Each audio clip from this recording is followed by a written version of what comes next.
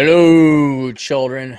A sad and apologetic Cappy, because we did not get to all the super chats. And Fred Thomas Solwell, he sent me. I missed his. I missed a bunch of others, and that's just unfortunately when I was in a rush. But I found out through YouTube that I can go ahead and pull up an archive of the super chats. So no super chat goes wasted. I'm totally not using this as an excuse to fill in time for another episode of the Great and Merciful Coronachan. So Fred sent me the original one via email. If I ever don't get your super chat, let me know. Shoot me an email. You missed me again at the end of which job offer should I take? But then I say, okay, so what was it? He says, it was, I got a job offer. They will be pissed when I give notice and will try to guilt trip me into staying, but I plan to take the new one. How can I be a good asshole without hurting my good professional reputation? And I said, well, okay, you got to give me, what do you mean by pissed? Shouldn't they be professional? Appreciate the fact you got a better job offer, at least counter it. Why are they being so immature to bring emotion into it? It's confusing me unless you work for a shit organization. So here's the details. Well, the company was just acquired by another firm, making the combination of the biggest. He's in a real field, but he is doing something that he was not trained to do. They lied to him. So his job was X on paper. Now they have him doing Y. He did not put all this effort. I'm anonymizing it a lot because I don't want to identify him. He put a lot of effort into his original profession, so he didn't want to deal with the job he wasn't, trained or went to college for to do. So he sent his resume out. This job plan matches 200% of employees' contributions. Current one only matches 50%. Where's the money? Where's the money? New offer is 10 grand more. Your target is almost double. Yeah. So I think they will guilt trip me into staying because no one wants to do the boring work I am doing because they know I'm a real American and reject their political religion. Booty, booty, boo, booty, booty, boo, booty, booty, boo. The real question for lieutenants and economists: how do you be a confident asshole when leaving a job while avoiding pissing people off so you may encounter later in your career? All right, this is very simple. You just tell the truth. Say, sorry, I got a job I can't refuse. And they say, okay, well, we'll change this. Like, no, I kind of like this. And, I went in to work X. You guys have me doing Y. I didn't come here to do Y. I came here to do X, which I don't mind. It's fine. A job's a job. But this is more along my career aspirations. And they're giving me a lot better pay. And so I'm going to go with this, guys. And you're smart. You give it 2 weeks notice. I love working here. But fortunately or unfortunately, write it from their perspective. I've been offered a very good offer, And so to advance my career in my particular field, mention that, my last day will be such and such. Miss you all. Loves and kisses. Don't put loves and kisses. Fred, which isn't his real name. But yeah, that's fine, man. As long as you haven't, and that, dude, if no matter what they say, don't go back. Just go work at the other one. Because it sounds like a shit. We merged. Oh, now there's going to be cutbacks and No, go to the other company. They lied to you. Boom. That's it. That's all you need to know. So we got that there. All right. Now let us go to the archives of the super chats. Going reverse order. Miguel Angel Casillas for $2.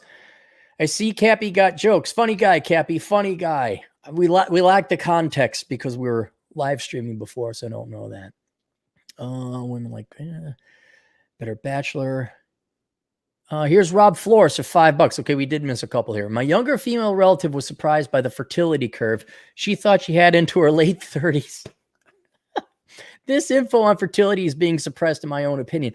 I don't know how. Now, no, because the women now who are starting to approach spinsterdom and menopause, they're my generation. We had sex ed. We knew about it. It wasn't being suppressed or swept under the rug.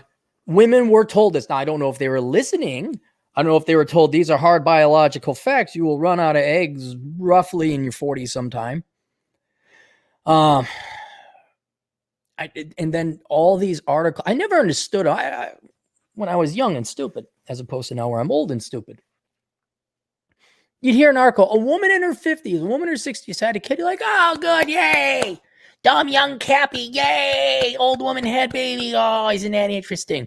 Not thinking of, because I hadn't hit puberty. I was just a little kid. Oh, that's good. They have children. Okay, happy grandma lady. Oh, lady. Nice lady. Can we make the move with the move and the things and the stuff? Animaniacs, you guys will never get it. Nice lady. Freundleben. What's the password? Could it be Freundleben? Where was I? Before I took that tangent into the 90s.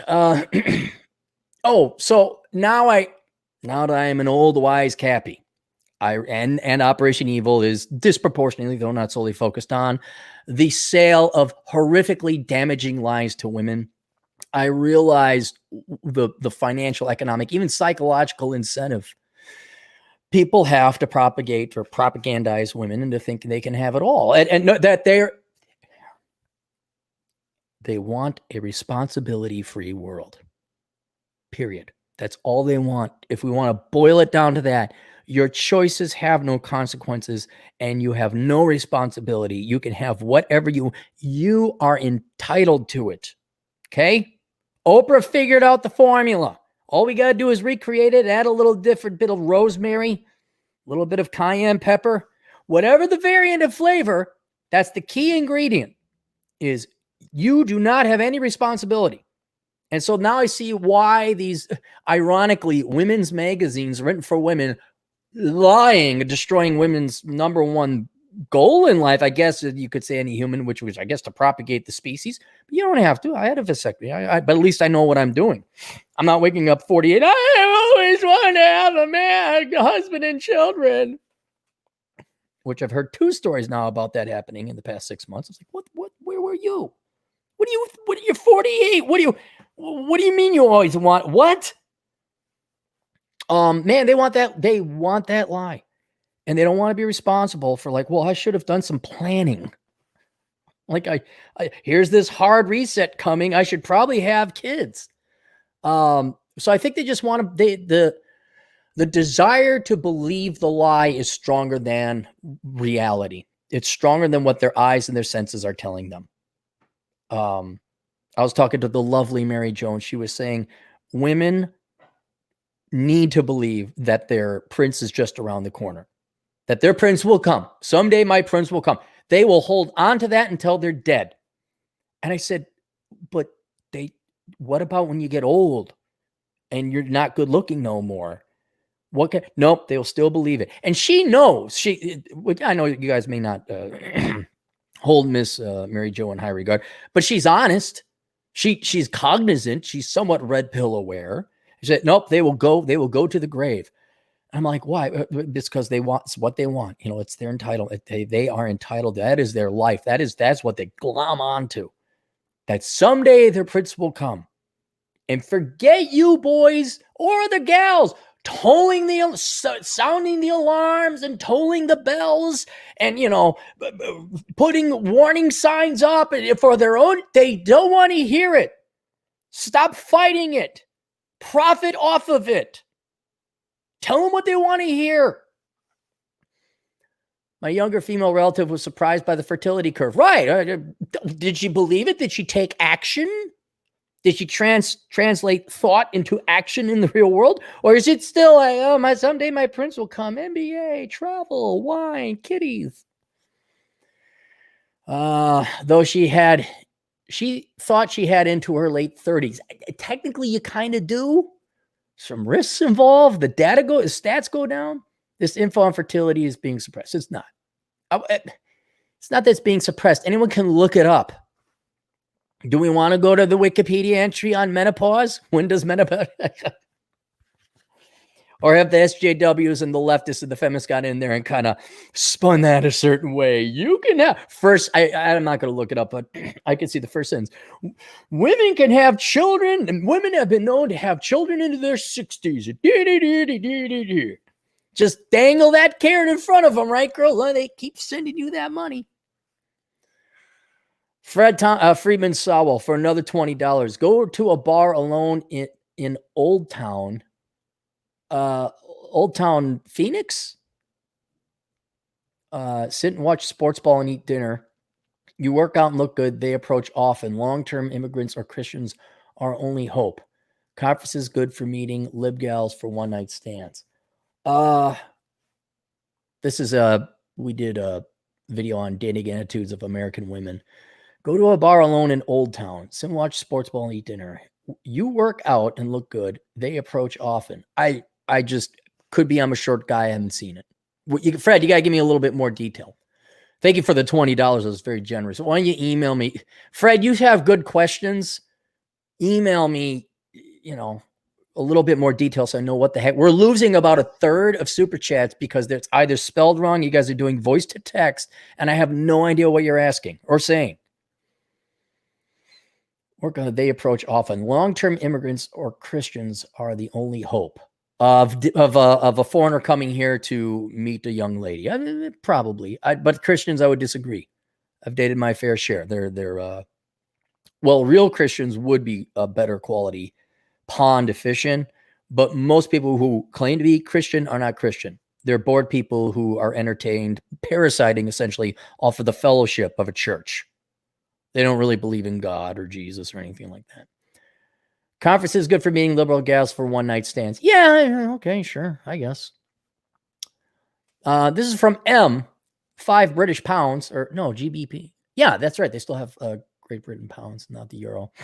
It'd be a treacherous road that has one seeking one's happiness and others. Thanks, Cappy, for making medicine from the madness of self and circumstance. Yes, your happiness will not come from you. I'm sorry, take that back. Your happiness has to come from you. It cannot be reliant on other people. Now, in the olden days, in the before time, when women were chained to the basement and we had slavery and we'd go on Latin hunts where we'd hunt down Latinos and we were back in those bad times, you would live for the love of another person. You would derive your happiness from another person. They were called nuclear families. You'd have children, you'd have a spouse, and it wasn't perfect. I mean, they go back to Solomon's era. To be live under is better to be in the desert by yourself than to be under the same roof of a nagging wife. So this has kind of been with us for a while. But if you quote unquote found the right one and people were trained, and then you have to provide for the women, and ladies, men have only one thing on their mind, and then food and then children. But the number one thing is the sex, and we all kind of knew the rules of the game. No. So now what you would normally like is not on the menu, or very rarely is on the menu. We'll let you know if any comes in, sir. But now you have to, prepare for the very likely contingency you will not marry. And find out, okay, while I'm here, while I'm cognizant, while I'm awake, while I'm sentient, what do I do? How am I going to derive happiness and joy? So, and until you meet that other person, this applies for women too. This is a way. And, sometimes I can understand the ladies' point of view. You look at these soy boys, I understand if you don't want to go out with them either. So in the meantime, without each other, because heaven forbid we actually work hard at becoming what the other person wants, at being selfless in love, we'll just focus on ourselves, go to our respective corners, salute each other, and then go away. And then feminists will yell at us. Shut up! We're not paying attention. We're playing poker. Go away. So yes, you have to find happiness in your own life because it's within your control. God bless. If you happen to find a nice gal, nice guy, works out, absolutely go for it. But we train young people today to hate the opposite sex, especially the women. So I think there will be a war. I really, not like a physical, this is a sex war is going on right now. And I don't think this generation or the next generation is going to have any experience putting the other one ahead of each other. I think it's all going to be just you guys are oppressing us. Guys just saying, fuck you, we're out of here. Bye. It really is kind of a rear guard action, but that, like, I think guys are just Matthew Brodricking out and saying the way to win the game is not to play. We're out of here. We're just. And then Tommy Lauren can be so upset. Oh my goodness. I didn't even watch her original video. I just heard all these other guys do takedowns of it. And I had to listen to it multiple times. I'm like, okay, I get it. Be single. My girlfriends. We have something going on.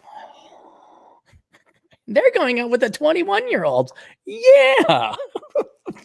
You've made more progress than all of women the past 60 years in understanding men. Yes, men are going after the 21-year-olds. It's a small little baby step, but Tommy Lauren, by God, you're a philosophical giant amongst the women. Men are going, hey, Frank, did you know we're going after the 20? Yeah, what? Bravo, somebody get her a doctorate. Jesus. WW for $5 US. They do vindictive stuff, try to control you, burn the house down with us in it type stuff. I don't know if they've gone that far, but I agree, WW. There was some petty vindictive shit. I dated one bipolar girl, and that's all it takes. And then you might date another one, but you dump that one immediately. Yeah, just the fucked up shit. Just the unacceptable behavior, ranging from everything from getting punched to throwing a temper tantrum on the interstate to being stood up Christmas Day. I was promised that I was this gal back when I was in college. She's like, oh, you got nowhere to go? I'm like, well, I do, but I don't have a car and I got to work. And we get time and a half on Christmas Eve. She was like, well, Christmas Day, why don't you come over to my folks' place? We'll feed you. I'm like, hell yeah. And then she never picked me up Christmas Day. And I was like this idiot dope. I had like a nice slacks on and a shirt and a tie. Cappy, were you nice one time? Yes, I was. And then she stood me up and I sat. Remember, it was snowing and the sun was setting early. I'm like, and I kept calling. I'm like, well, were you going to pick me up? And no one would pick up the phone. This is before cell phone days. And the bitch voted just totally. Who hurt you? Well, that would be one. It's not so much hurt as, well, it did hurt. I won't lie, but it's kind of like, once you accumulate enough of these, though that was a larger one, you're kind of like, my opinion on women is starting to sour a little bit, or certainly my expectations. But yeah, man, it's like, why? Why would you do that? What is wrong with you? It doesn't make any sense. Yeah, I just look back at it and you think there's something wrong with you because, well, no one in their logical mind would do this. Well, I must have done something. No. A lot of them are like that, guys. I'm terribly sorry. I wonder if they know they're doing it. That's one thing. I wonder if they know they're doing it. Josh Landrum. There's a benefit for $2. There's a benefit for in-person approach. It's scarce. Yeah, no, that I'll admit there's a little bit of balls there. A guy approaches a girl in public. I had to ask a younger gal than I knew.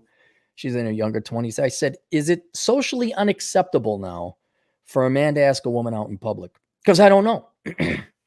And she's like, oh, no, that's fine. I'm like, okay. And I was half expecting to say, oh, no, you can't do that. That's creepy. That's weird. I understand, Aaron, you're an old friend. You don't know nothing. I am. But thankfully, she says, oh, no, that's perfectly fine. But she said something like only 10% of the time when people ask somebody out that's in person. Most of it's online now. But yeah, Josh, you're right. I mean, if you're going to have to do it, do in-person game, if we're going to call it something.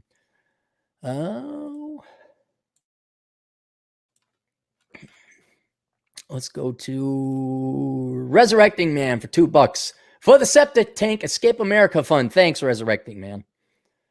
There's so many funds now. So many funds where it's like, okay, there's the Septic Tank Fund. Then there's the Reconnaissance Overseas Fund, of which I'll report back my findings. I will. But these are years out. It's just like, my God, just keep the lights on just a little bit longer. Just for my house to get built. Is it so sad to me that like I fully like life has been nothing but a series of letdown after letdown after letdown, and I have no hope in humanity. That like my brain has been conditioned, and this is like not my frontal lobes, it's my back lobes, where it's just like, yeah, that house is never getting built. Like I won't even see it until I touch it, or believe it until I touch it. You know, it seems like such a far away thing, and like, oh no, that can't possibly be mine. It won't happen. And I'll tell you this though, if South Dakota, I know you guys are all, let's move to the conservative red states. Okay, if you can't build a house at a conservative red state, or it becomes too, and I saw a little bit of this in Wyoming, you know, just because it's red, just because there's an R in front of their name, doesn't mean the Subway sandwich artist is going to get your sandwich right. There's a bunch of who dang diggly do dang diggly doos. And it's kind of like, if this is like my last hope of America, like build me a house. Can I build a house in red state? And then if I can, cool. All right, there's some functionality still left in parts of America. But if I can't, it will be like finding out the woman I was engaged to and we've never had sex, and on my wedding night, I pull up the skirt and there's a penis there. It'll be probably the biggest letdown in my life. I'll just be like, put it up for sale. I'm gone. I am so gone. I'll come visit.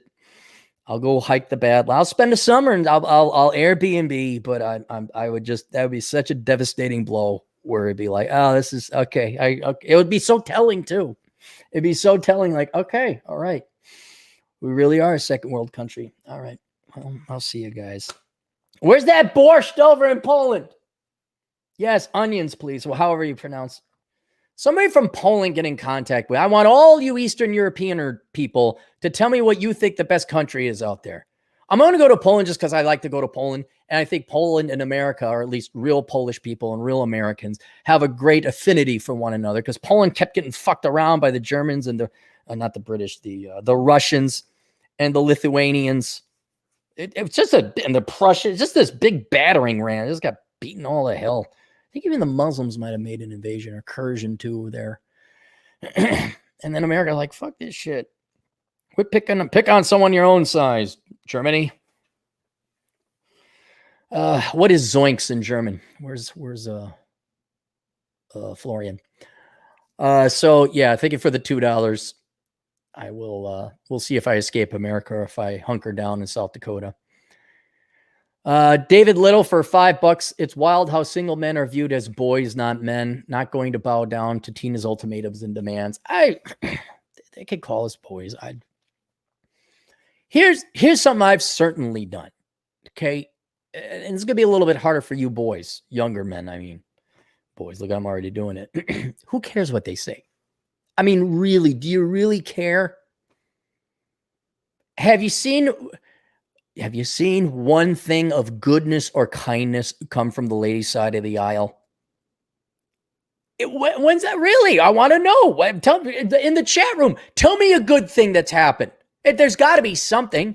And you can't already be married and found a nice gal. When's the last time some gal did something nice for you? It could be, and it doesn't have to be romantic or sexual.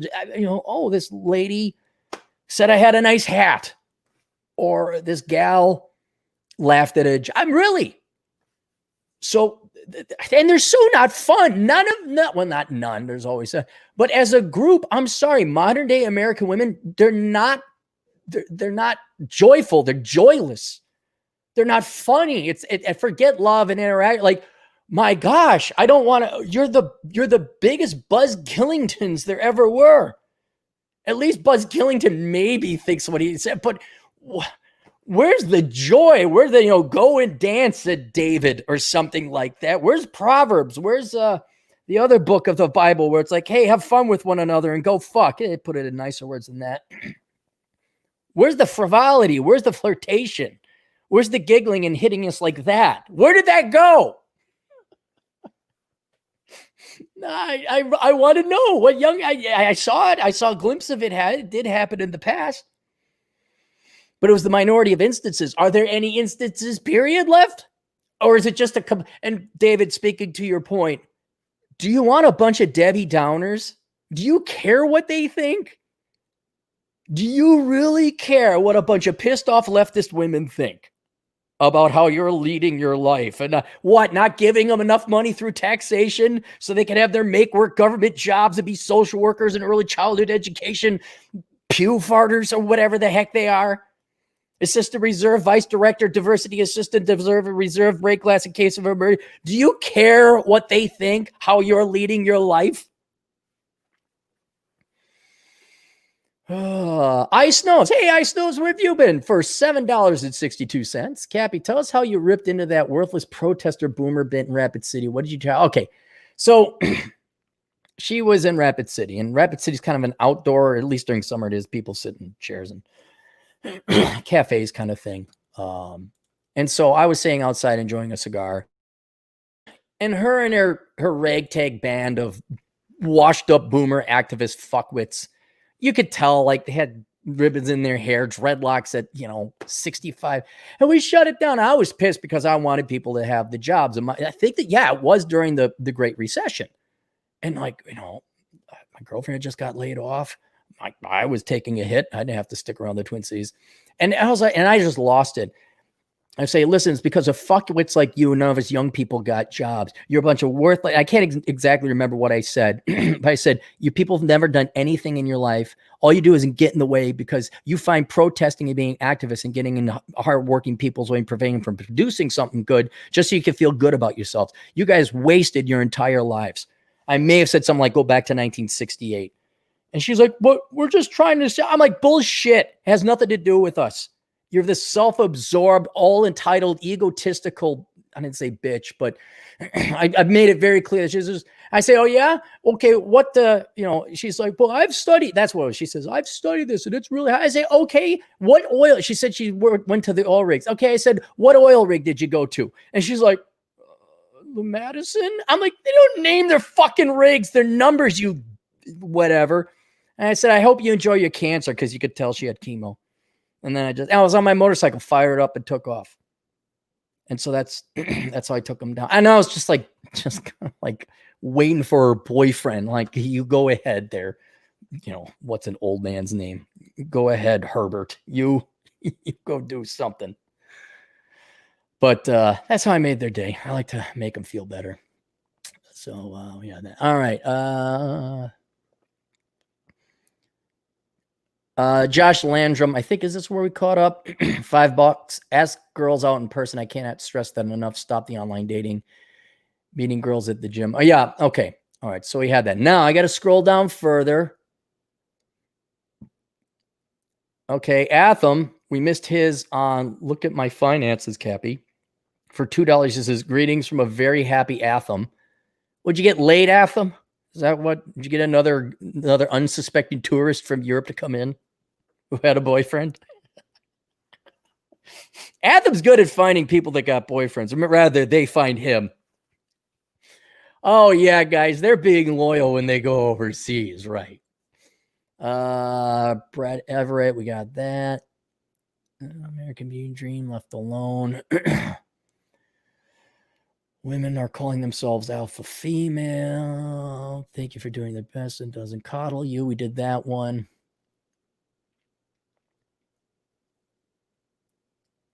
Okay, here we go. Ronan Zeninil for 2018 for $5. To be honest, your 2016 mindset of bashing leftists is getting old. If you don't start talking about something new to entertain your viewers, your market will drive. Oh, really, Ronan? Oh, or what website could we find you at where your enrollment or subscription is going up and you're making money, more money than you were since 2016? Where is your, in other words, show me why I should listen to you, not just because you paid me $5. Dude, Asheville Consulting is not necessarily going gangbusters, but to the point, I have more work than I want to do. And it's getting old. I don't know. People keep paying. And what do you mean it's getting old? You got Marxists and leftists destroying properties in neighborhoods. It's not going to, when it get old? When they stop doing that and you get old school Democrats coming back like, hey, maybe we should just focus on unions and wages in the working man, not spoil little suburbanite quantahahas and their ghetto trash brethren that decide to go out because they had everything paid for and burn shit because they don't want to work for a living and demand other people enslave themselves to them. When we get old school, like, JFK Democrats, not fucking Marxists, then I think it won't be old anymore. In the meantime, thank you. I think I'll do fine. Competent man, Ron Zenial 2018. Do you still respect Davis Arena as you did pre-2017? Yeah, about the same. I mean, I love Davis. I wish him the best. He's got issues. And you know what? I don't kick guys when they're down. I really don't. Resurrecting Man for $5 for the septic tank / insert Eastern or Central European country here fund. Also enjoying how not to become a millennial as a recovering millennial. There you guys go right there. There you go. Right. It's a thick book.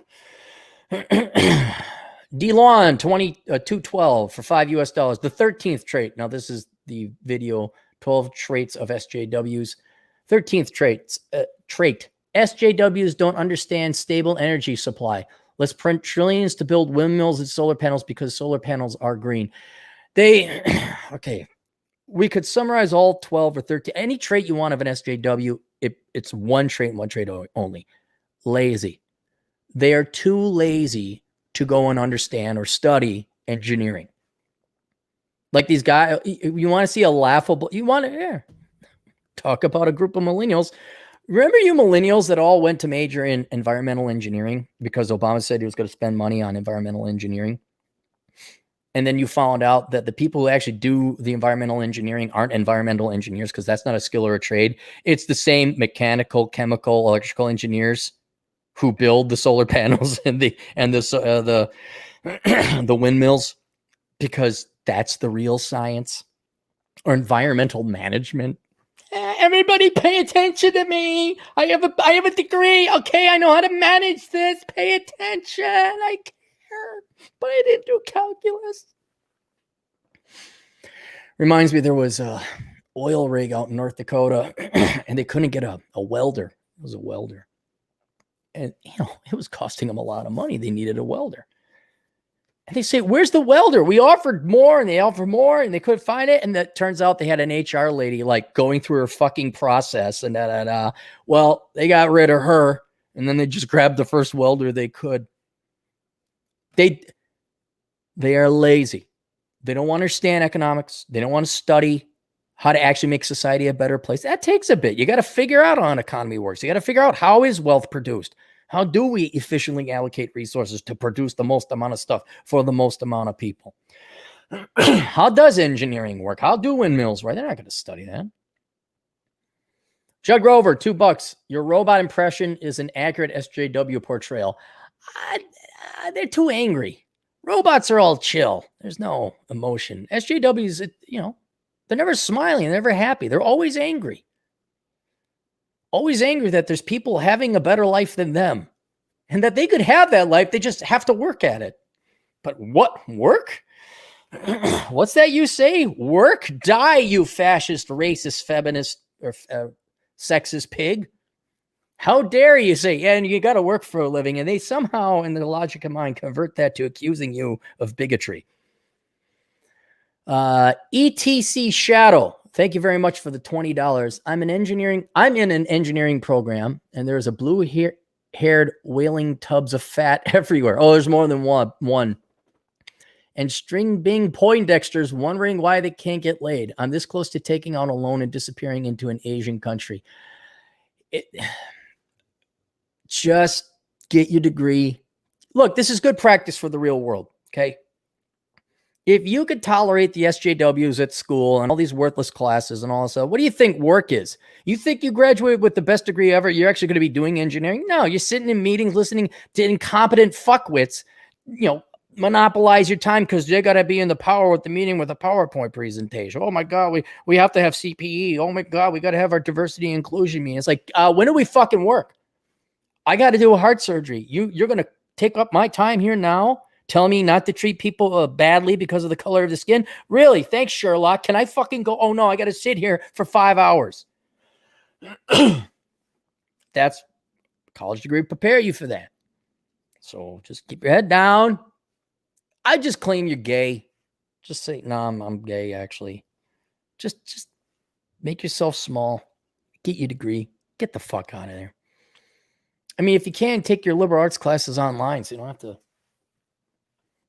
deal with that. Ronan Zenial for $2. This is SJW still relevant in the 2020 online lexicon? Yeah, because I mean, what are most young people going to do?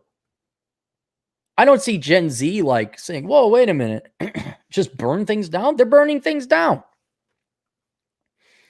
The election will be very telling, not because of who gets elected, but I want to see how younger people vote, like younger than millennials, Gen Z, basically.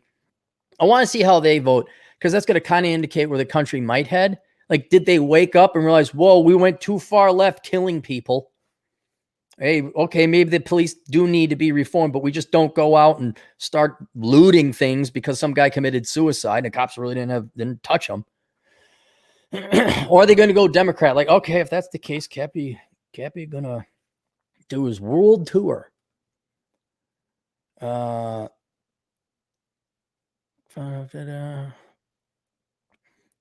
2012 finally caught Cappy on a day off. Here's to a returning energy market for $5. Thanks to you. Thank you, Delon.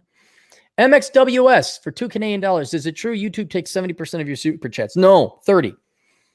I get to keep 70, but then I got to pay out Chad the whore when he comes on and helps me out when he does super chats. Or anybody who's on the show, as policy, I give him half, because I don't know. If they're going to give you your time, you're like, yeah, you get half the chats. Plus, Chad makes it rain with his tushy. I mean, he shakes his ass, and you guys throw a ton of money at him. A lot of accountants are aspiring accountants who pay for Chad's opinion. And you should. He's a very successful man.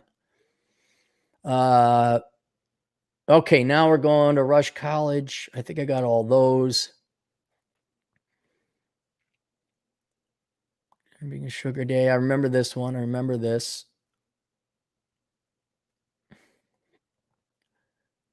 Just bear with me, guys.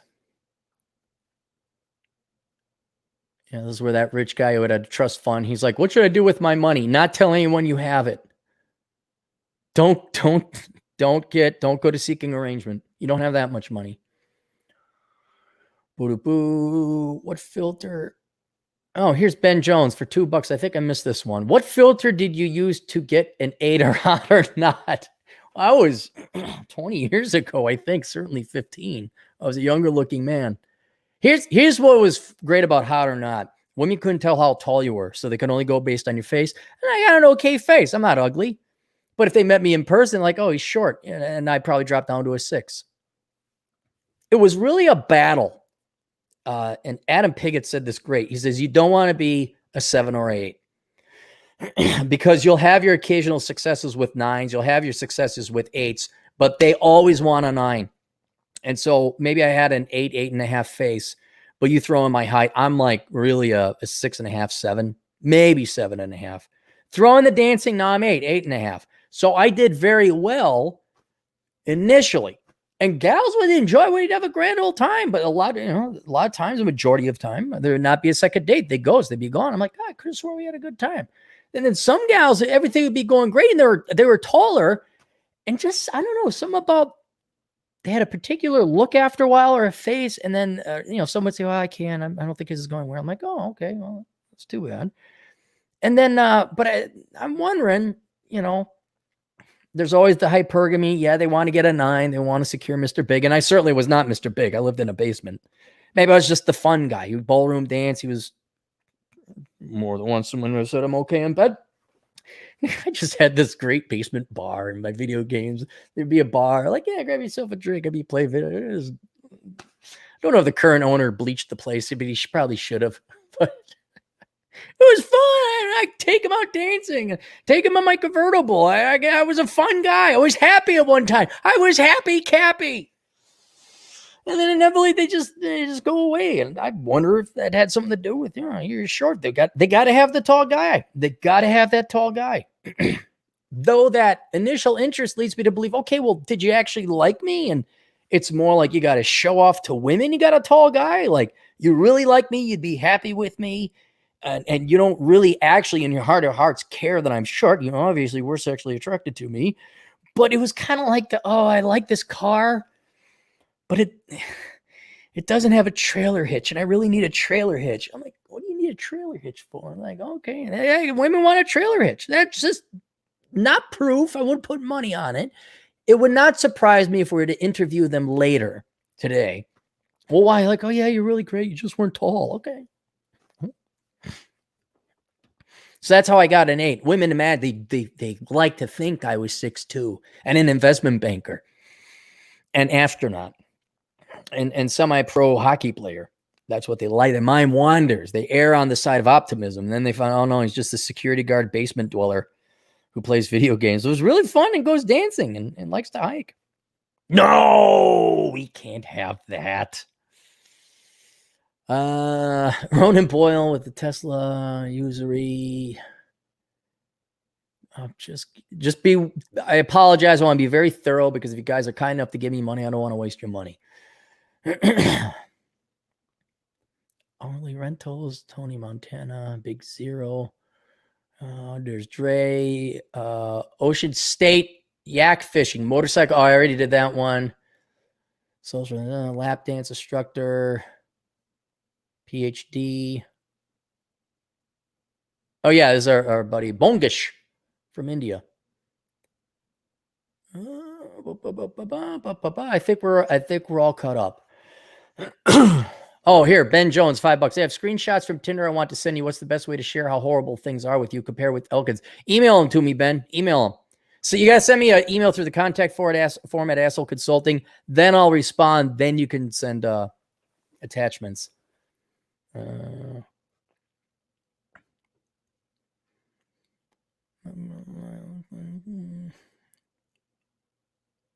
Nonstop Dre, I missed this one. What percent of women do you think will be spinsters? Oh, let's just say using millennials as the subject group, I'd say 80%. About 80%. Maybe 85. I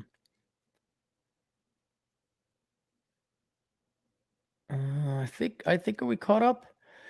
I think we got caught up. All right, there we go. Now let's go back to the live stream and see if there are any super chats here. K-to-win for $2. How many pull-ups should a guy be able to do? I don't know. I can do, it depends. Are you talking this way or are you talking this way?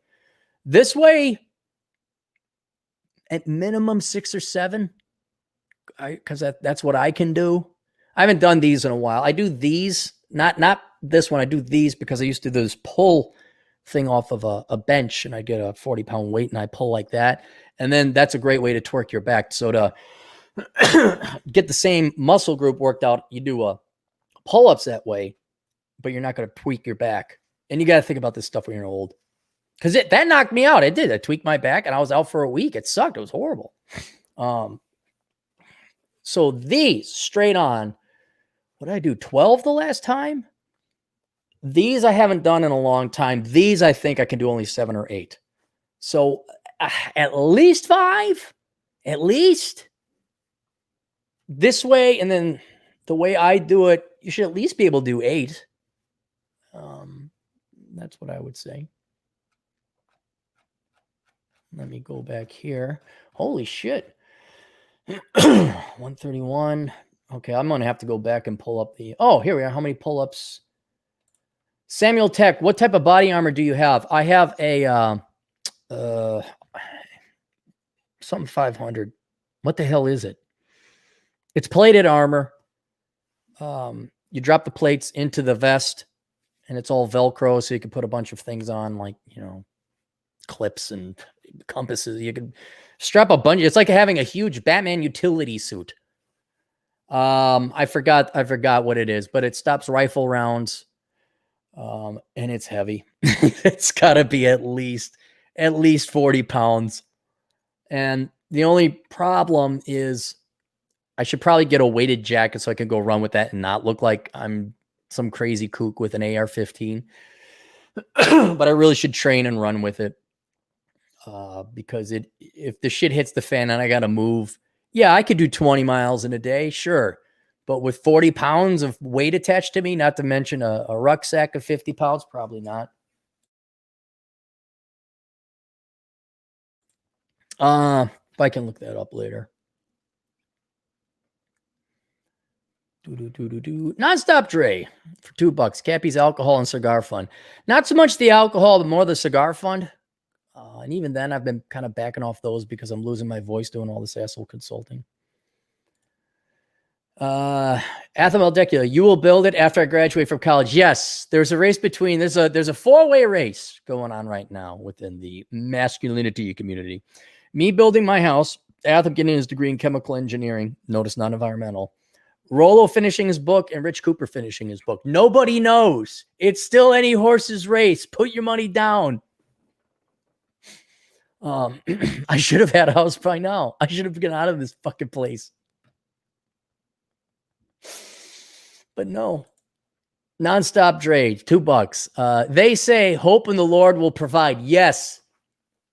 Yes, you see, I found out there's a segment within the internet community that this wave of communism coming from the younger classes and all this hatred and bigotry against white people and men, that all and lower taxes all will return, you see, or will go away, and a return to freedom and low taxes and nuclear families and love for your fellow man or woman. All that will return when we discover Jesus again. Now, I don't know where he left off to the first time. We discovered him, and then it's like a game of hide and seek with Jesus. Now, where'd he go? We must rediscover Jesus, because that makes total, complete fucking economic sense, that if we all find Jesus and we all become Christians, then everything will be all right. See, then we'll have racial harmony again. Then we'll find love in our hearts, and women will get thin again. Men will hit the gym again. All if we find Jesus. So kind of like, somebody goes missing, like Norman McDonald's Janice skit. So, a woman has vanished. We're looking in the woods. Oh, no, not the woods. Nothing good ever happens in the woods. So like Jesus got lost. Now we got to go get a search party for him. And once we find him, all the budgets will be balanced. People will have work ethics. SJW women. Dude, here's an idea. It'll never happen. The ego's too much. What if I got to get, let's say $50,000. No. I got to find what a trainer costs first. But it's going to be in the realm of $50,000. We do an SJW woman makeover. Okay. We find the fattest, most tatted, most pierced up, most purple hairy SJW woman possible. And we go up to her and say, look, here's the deal. We're going to give you $50,000. You can pay off your student after tax. So we'd have to raise 75. After tax, you get 50 grand. That'll pay off your student loans. It'll set you on the right, square away all your other financial stuff. Give you a little bit of seed money. Maybe you could throw it into an IRA or 401k. It would be a good starting nest egg for you. All you have to do is lose the weight, get rid of the tattoo, and we'll pay for the weight loss trainer and the tattoo removal and the surgery to put those fucking dopey swing set earlobes you got. We'll reattach those. All right. We'll pay for it all. You just got to achieve this traditional standard of female beauty. Right. And once you do, the money's yours. And then you could go back to spit. Well, you could spit the vitriol and hatred and misandry and whatever the entire time you're doing this. But like from Beast to Beauty, or his girl, not his girl Friday. What was the one? Miss Congeniality was a remake of it. And it may have been My Fair Lady. That's it. My Fair Lady. We do a modern day version of My Fair Lady. We take this gal, we could do it to a guy too. We take the soy boy guy, can't do one pull-up either way. And we say, all right, look, you're hitting the gym, you're getting a haircut, trim that fucking beard off. No, you don't pierce your nose. No, you're not eating soy. Here's a regular diet. And we do like SJW makeover. And we turn them into normal people. And there's your money. There you go. It'd be a great sociological experiment. I wonder what would happen. See, I bet you they would go back. They would go back. Well, I bet you no one would take it because they don't have the work ethic to do it. They just simply wouldn't. They wouldn't. That much I do know. That's beneath me. I got my so okay, well, okay, we got it. But if anyone did, I almost guarantee you go back because the social conditioning, the pressure from society, their peer group would be so. I mean, how many of their friends would have friends? How many if an FJW can have a friend that doesn't have a knife ready to shiv in your back?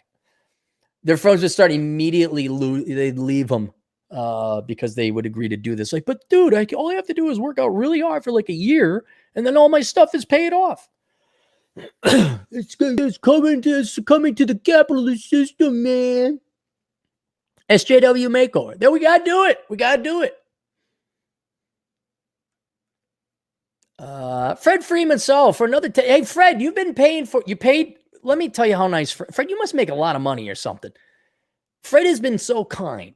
That his donations the past 24. This is not to get you guys to donate more. I just want to say thank you to Fred. He paid for my Super Mario Kart 8. I bought that today or yesterday. I downloaded it. I got to take all my old video games in and get some money back from GameStop. So, I'll get like 30 cents or whatever. But Fred, for his donations, he got me the Super Mario Kart 8. So that was good. I enjoyed it. It's a fun little game. All right. So Fred Freeman Saul for $10.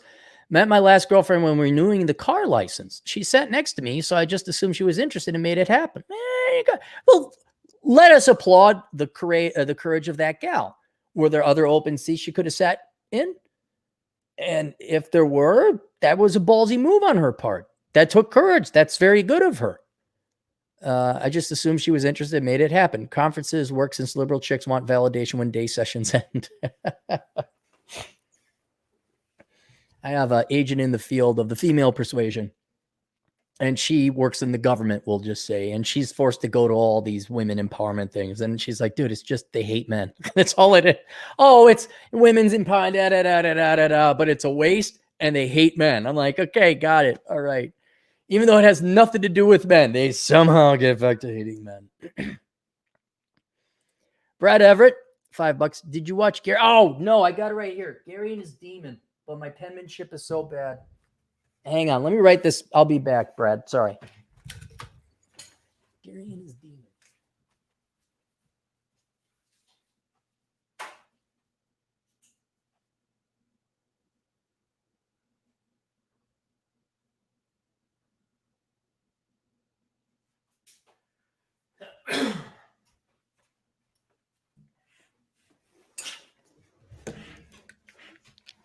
Okay, Brad. Not only did I write it legibly on my to-do list, I even highlighted it.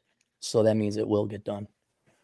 Ice Snows for $5. The program. Are you reading The Economist? The programming of labor for changing the tire was paid with the writing of a check after I graduated college at the Carlson School of Management. Thank you, our fine British friend. Okay. If you can still find them, I would get old back issues of The Economist from the 90s. If you're really, if you're bored, but you will understand economics thoroughly. You don't have to go to college. You don't have to study economics. But you could get the equivalent of a college degree, probably a master's degree, if you just read the first issue starting in January of 1990 of The Economist and go all the way until 1999. And then you could go to 2003. There's some damn good stuff going up until about 2003. But, the 90s and the aughts. Read through every issue. And not only will you get an appreciation for programming and labor and the exchequer, you'll understand economics. Then at about 2004, somewhere around there in 2003, they got a new editor, and it was Karen. Even if the guy's name, it was a guy, its name was Karen. And they could not suck Obama's dick enough. It was all about environmentalism. And they just basically turned into the BBC or NPR. And it's so sad because The Economist did have an edge of intelligence and independent thought. Brilliant writing. You'll be you want to know how I write so well? I read The Economist. Also wrote a ton when I worked in banking. But yeah, that economist. Maybe I should just do that. Go back in the. I enjoyed that when I was younger, working security. This is after college, still work security at night. And even in my darkest of times, there are two things that got me through my darkest time. One was a Victor Borga CD I'd listened to. First track was his comedy stuff. The second track was just him playing piano. It was wonderful. And then the other thing is I'd read The Economist front to back. And I don't know what I liked about it. I really enjoyed it. I would go to some of my favorite haunts and just read The Economist and have a cocktail. It was very enjoyable. And now it's just, do you want to know what The Economist says? Go watch NPR. Go watch the BBC. You don't even have to watch it because it's the same shit. We need more of other people's money to solve these problems that weren't caused by us. It was caused by the problems of the people that have them, like having too many kids and not staying married and majoring in stupid shit. Oh, by the way, the world is collapsing. The sky is falling. The environment and give us more money. It's like, oh, bravo. There's some fucking intelligence. I'll just watch CNN. I'll just watch that douchebag on the night show or the Daily Show or whatever. Syndicate Chief, $2. Wisconsinite gonads is greater than Minnesota empty scrotums. What did Wisconsin do? The Wisconsin Supreme Court checked Evers. There was a time we could go across the river to Hudson or Prescott or St. Croix. Atham, look it up. And you didn't need a mask. Now I guess we need masks again. I don't pay much attention to Wisconsin politics. I just don't. I don't pay attention to any politics. But Minnesotans are pussies. Yeah, I mean, if there was a fight, the Wisconsinites would beat the shit out of the Minnesotans every time. Because they'll roll on their back. Anything but to fight. And you can see this in the football team. The Green Bay Packers, 4 or 5 Super Bowls? Minnesota Vikings Super Bowls? None.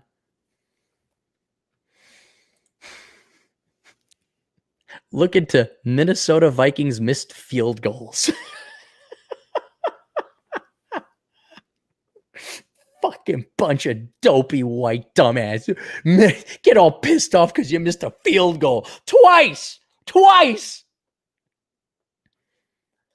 Loyal Boyle for 2 British pounds. But I have a business degree from Bristol, UWE #scam. Is Bristol University West Essex? What is that? You got to translate to American here, Boyle.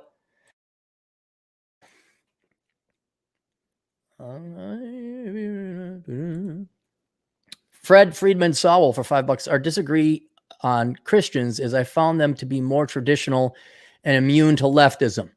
To find real ones, find one who has had less than 3 sex partners. Yes. If you're okay. People think I hate Christians. We got to define our terms because this has been an error on my part. So let me explain. All right. Most people who consider themselves Christian are not. And this accounts for 95% of the Christian population, I would claim. So when I say Christians, I mean generally the majority of the population. They don't believe in Christ. If they do believe in Christ, he's like 3rd or 4th reason why they're actually going. According to Christ, he'll know it. He knows where he ranks in your heart of hearts. So for single moms, it's my child. No, I'm sorry. I did that wrong. Me, my child, my education career, my salsa dance instructor, my clothes, my tryst, and maybe Jesus is around there somewhere. Maybe JC comes in 5th or 6th. So and Preacher's Kid saw it, and I saw a bunch of asshole fucking Nazi Christians. No. And those are the worst, where they don't even believe in the Christian. They use it to lord power over people. Like these are the type of psychopaths that did the Catholic, not insurrection. What happened in Spain, guys? What was that? The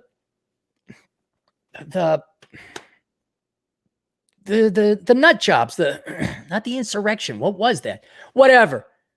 They didn't believe that you believe, so they'd lock you up. They didn't believe in Christ. They didn't believe that. They were abusing Christianity to lord power over people. And so what was that? Inquisition. The Inquisition. Thank you. The Inquisition. Those fuckers, those aren't real Christians either. But so when I talk Christians, and then I dated enough, quote, Christians from Christian colleges. Oh, they were worse than secular. I keep trying to convince my buddy to stop dating Christian girls because it's an indication. 95% of the time they say they're Christian, they're lying and they're hypocrites. It's a bad sign, right? You're not. You're just saying that so you belong to a club. And then when you're treated as such, you are not treated like they're Christians. You're treated very poorly. The Christianity is just something to belong to. It's a club. It's an ulterior motive. So when I dated these Christian gals, they were horrible, just horrible. Would have sex, cry. Oh my God, I don't know if I should do that. They'd be sucking that dick. Oh my God, I need forgiveness. You know the Lord. And they always compared you to Jesus. Right there. So that's your 95% that you're going to interact with. The 5% that are legit and penitent, yes. But good luck I know you got to go to church. You got to find them. Maybe you go to Bible study. But they're a very small percentage there, Fred. And this can be said of any religion. I'm sure, how many Muslims actually believe in Allah and this and that versus it's just an excuse to take over countries or to think that you're superior and you have the right to kill people. How many? I remember one gal who was a Catholic. We're banging away Saturday night. Hey, do you want to go to mass? Sure. I haven't been in it. What's a mass? I haven't been to mass in like 30 years. Let's check it out. Oh, look at this fine ornate shit they got going. She did confession. Like what? What? Jews? Oh, come on. I'm Jewish. You never been to synagogue? Well, I'm ethnically Jewish and I like all the benefits of the fringe benefits and the effects, but I don't want to go to synagogue. I don't want to follow the rules or nothing. I just want to my name is Cohen and I'd like this job, please. Oh, funny. My name is Bernstein and I run this fine financial firm. Come here, Cohen. Clary, fuck you. But I'm a quarter. I'm part of kind of, no, not according to the last name Clary, you ain't. What if it was Clary Stein? Would that help? Get the fuck out of here. Quarter breed.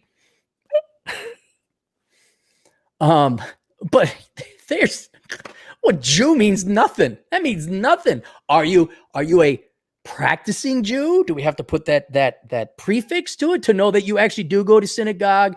You've done I forget what it's called, their version of catechism. Do you give up fish for Lent, whatever Jews do? Or is it, oh yeah, I'm Jewish. Oh, I don't even know what a synagogue looks like. I couldn't even point one to you. I could tell you where the bars and nightclubs are, though. So, yes, if you found a real religious person who adhered to their religion, that is going to be a higher quality person because at least they're adhering to a religion, which is generally moral, increased morality, a lot of rules to follow there. But you let me know when you find that 5%. You let me know where they fall. David Little for $5. Hey, Cappy, do you classify trial by fire learning a red flag during an interview? Or the job function is described that way? Not necessarily. They're at least being honest. And this is what would forge you as a man, one of the many trials and tribulations. But it could also mean we're not going to train you. And you got to put that in context of what is the job.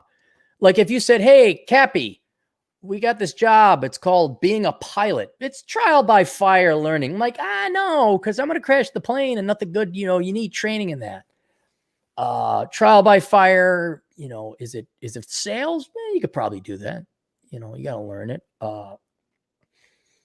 If there's a big machine or computer software thing that you got to learn and they say trial by fire, no. You better fight. It either means, look, it's a tough environment. You got to learn intuitive stuff. Sales, interaction, things like that. But if there's finite things like a concrete, like a computer program you need to learn, or you need to work this machine, and they say, well, it's trial by fire learning. That just means we're too fucking lazy to train you. That's a red flag. So it really depends on what you're talking about.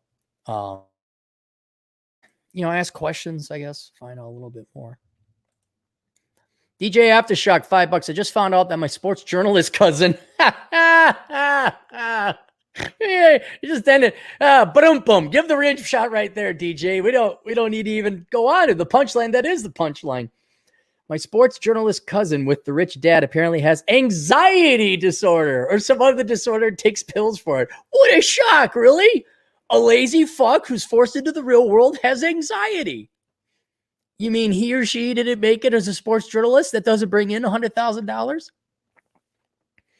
I remember there were these two kids on some like BuzzFeed or some rope-a-dope rink-a-dink website that were making fun of the article I wrote, this is years ago, about the feminist Mad Max thing. This is when I made international headlines. It must have been an incredibly slow news day. I'm not joking. Look it up. I made international headlines, not page 5 under the fold. Headlines. Guy accuses Mad Max film of being feminist, refuses to see. It was literally that. So they were taking apart the article I wrote. And it's just these two millennial fucks, and they were younger than now, like, and they're like, oh my God, snap, and taking things out of context and all that. So I looked them up later. They're fucking nobodies. I think they've been laid off, or that whatever site they were working for is long gone. Not again, it's not the end all be all, but if you look at my reach and subscribership and this count and that count, I got like 3 to 4 times the amount of subscribers and listeners than they do. And it don't mistake the individual for the platform. Huffington Post is a perfect example. They don't pay their writers. Most of the writers aren't paid. Well, I work for the Huffington Post. No, you slave for the Huffington Post. You're a fucking nobody, right? It's like the Borg. Is any individual Borg memorable? No. But it forms the Borg as a group. It's the same thing with the Huffington Post. None of them are individuals. They're not successful. They're not, but they form the Huffington Post. But then you look at the individual, I mean, they're nobodies. They're nothing. So this sports journal, I don't care if he writes for ESPN, unless they're one of the absolute top dogs, they are fucking nobodies and making no money. And no doubt he has a rich dad. David Little, you've been very generous here, Dave. $2. Here's my donation for the spelling error. You just don't do voice to text, guys. That's all I ask. The Competent Man for $5. As bad as my work is right now with inane requests for detail, at least I'm not dating a 3. It's true. And all jobs are jobs, man. You're never getting that time back. It doesn't matter. I know it's $600, but here, I'll put it in. Let me pull it up. I'll put it in the chat room if you guys want to take it. If you're new, you don't know where your life is going. Are you angry at work?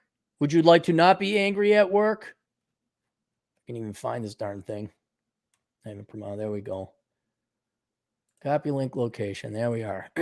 All right, it's in the chat room now. You could take my seminar on minimalism. What, a $600 class on minimalism? Yeah, if it gets you to spend less than you make, that's worth it. There's a lot more. Where'd it go? Where do we go? Man, we got a lot. I may have to go back to the website, the archive, and see if we missed any super chats. Cat, man, Cat, where have you been from? You're new. $5. Any ideas on how to cope with chronic pain and an expiration date of around 40 to 50? I'm 20 right now.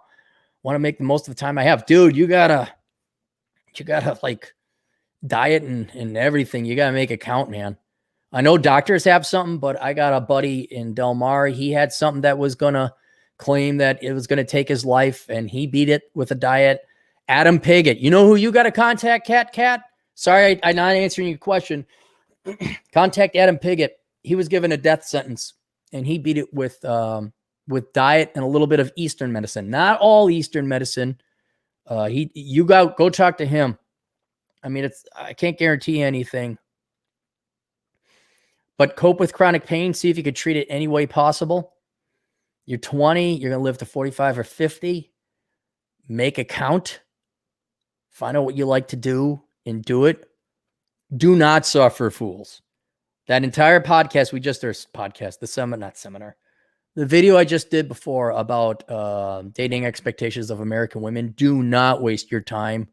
I mean, I'm not saying don't waste your time on women. Go on a date with a woman, but if she's giving you any bit of bullshit or guff, like you walk in, she's 30 pounds heavier than you picture, you turn around and walk right the fuck away. You don't have the time. Oh my God, he's so rude. Fuck you. Being rude is lying to me. Don't fuck it up with kids.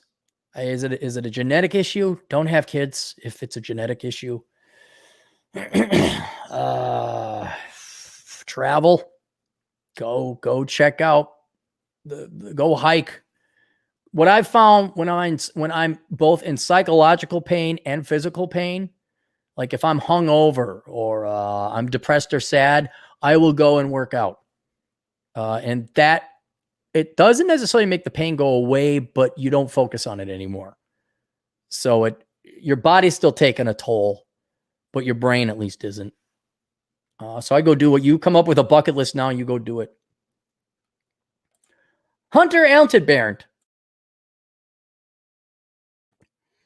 Have you eaten stale food that you thought was better than fresh, and do you sometimes prefer eating from a can than heated? Nope. I'm trying to think of what's been stale. I know I like it when cheese is dried a little bit. Like you get a block of cheese. I know I like it when it dries a little bit. I don't know if that's stale though. Eating from a can then heated. I know I like pineapple from a can. Or peaches, pears from a can. That's good shit. Pears from a can, man. That's good shit.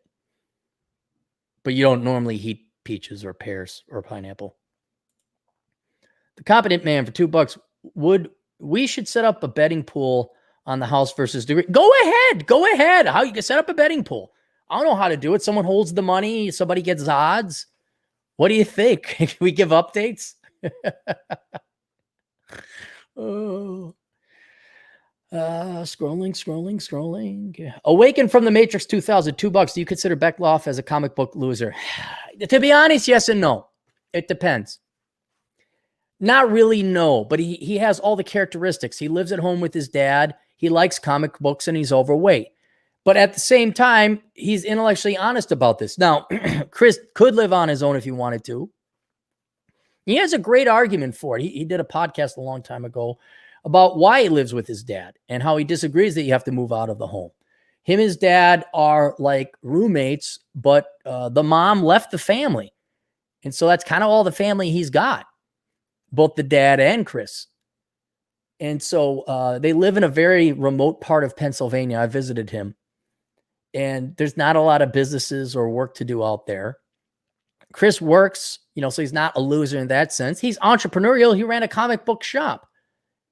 And the thing where I don't think Chris at the heart is a comic book loser is because he doesn't do it because it's an easy hobby, because he's too lazy to do anything else. He climbed Angel's Landing with us. He did it. He chooses comic books and geekery and cartoons and video games because that's his favorite thing.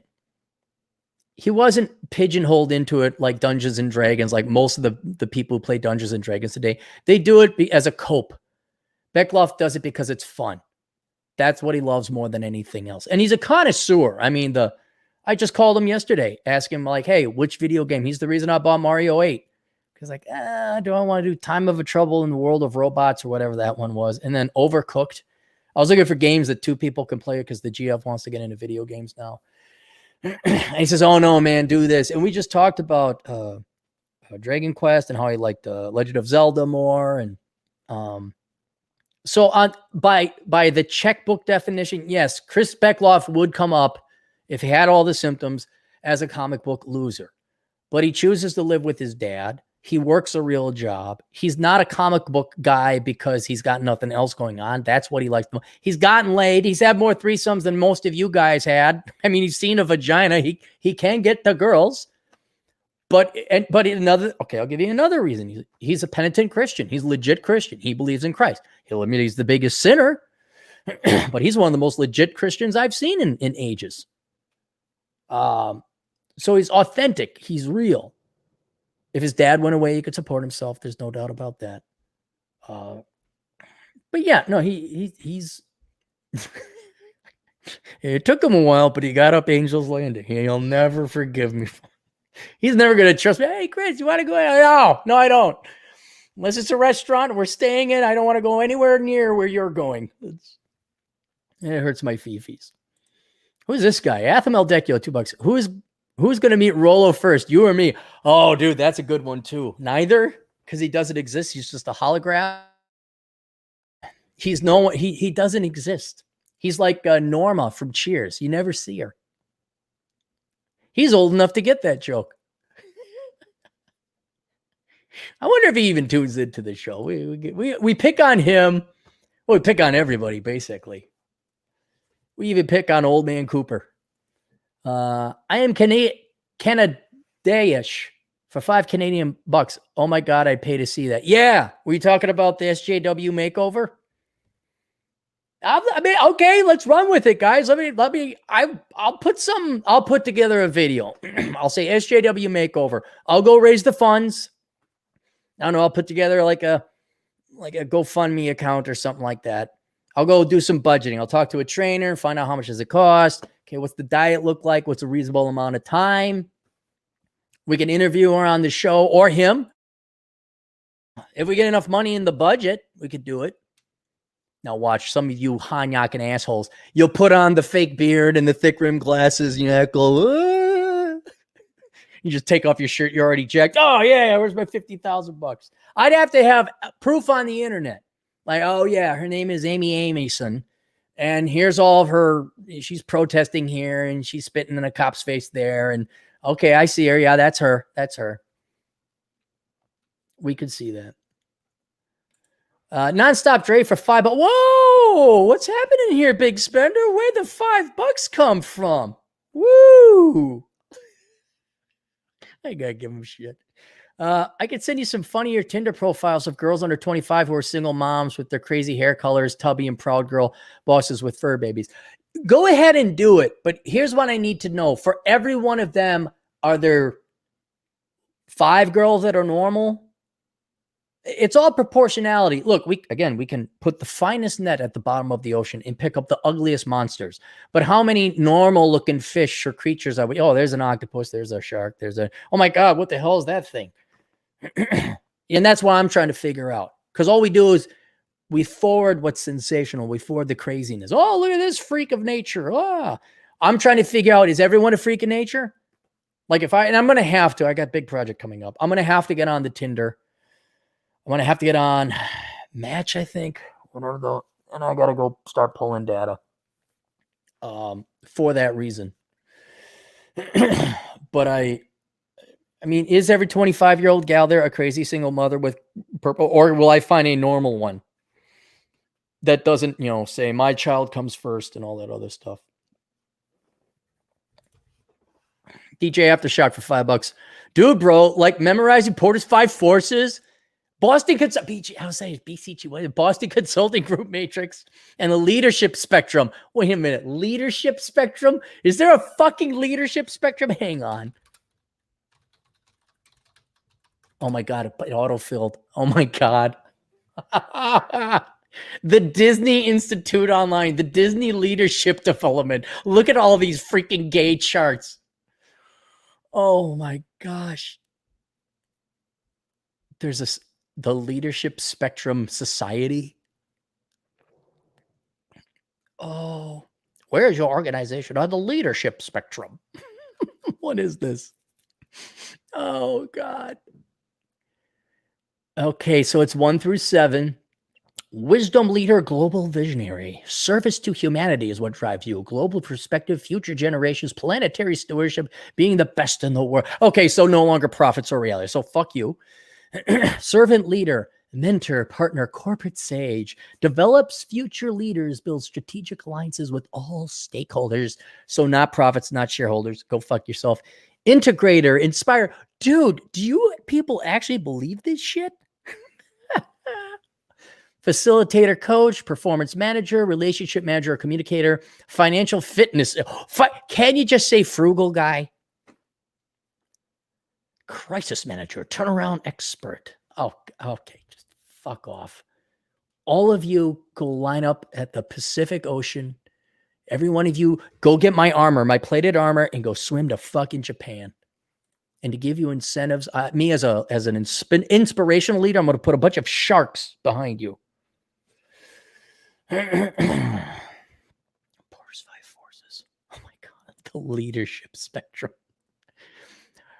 Was hard. So we're going to get some wings and huge burgers after class, bro. Dude, do you know like none of 7 corners exists anymore? I don't think Sergeant Preston's is around. I know Grandma's is gone. I don't even know if Bullwinkle's is there.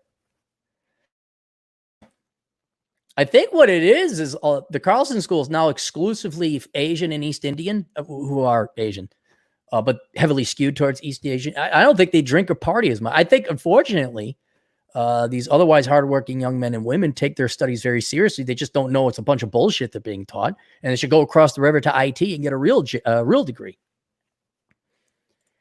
$50 for $3.99. The Inquisition, what a show! I know, just like today. Are you white? You must be racist. No, I'm not. That's what a racist would say. Down to the dungeon with him. But I identify as a woman. Okay. Well, you're good to go. Hunter Altenbaron for another $5. We need a PC comedy show about two neighbors with Biden and Trump signs in front of their yards, like the Krusty Krab and the Chum Bucket in SpongeBob. I hate to say this. I have not seen a single episode of SpongeBob SquarePants. I saw the movie. I was laughing my ass off. David Hasselhoff is. I was like, is that David? It's David Hasselhoff. That was funny, but I have not seen a cartoon. It just looks dumber than shit. So, Krusty. I was thinking the Krusty the Clown and the Chum Bucket and SpongeBob. Don't have no idea what you're talking about. Oh my goodness. Hang on. Gotta get up. There. What happened, Dre? What happened to your Jewish blood? Another $5. What happened?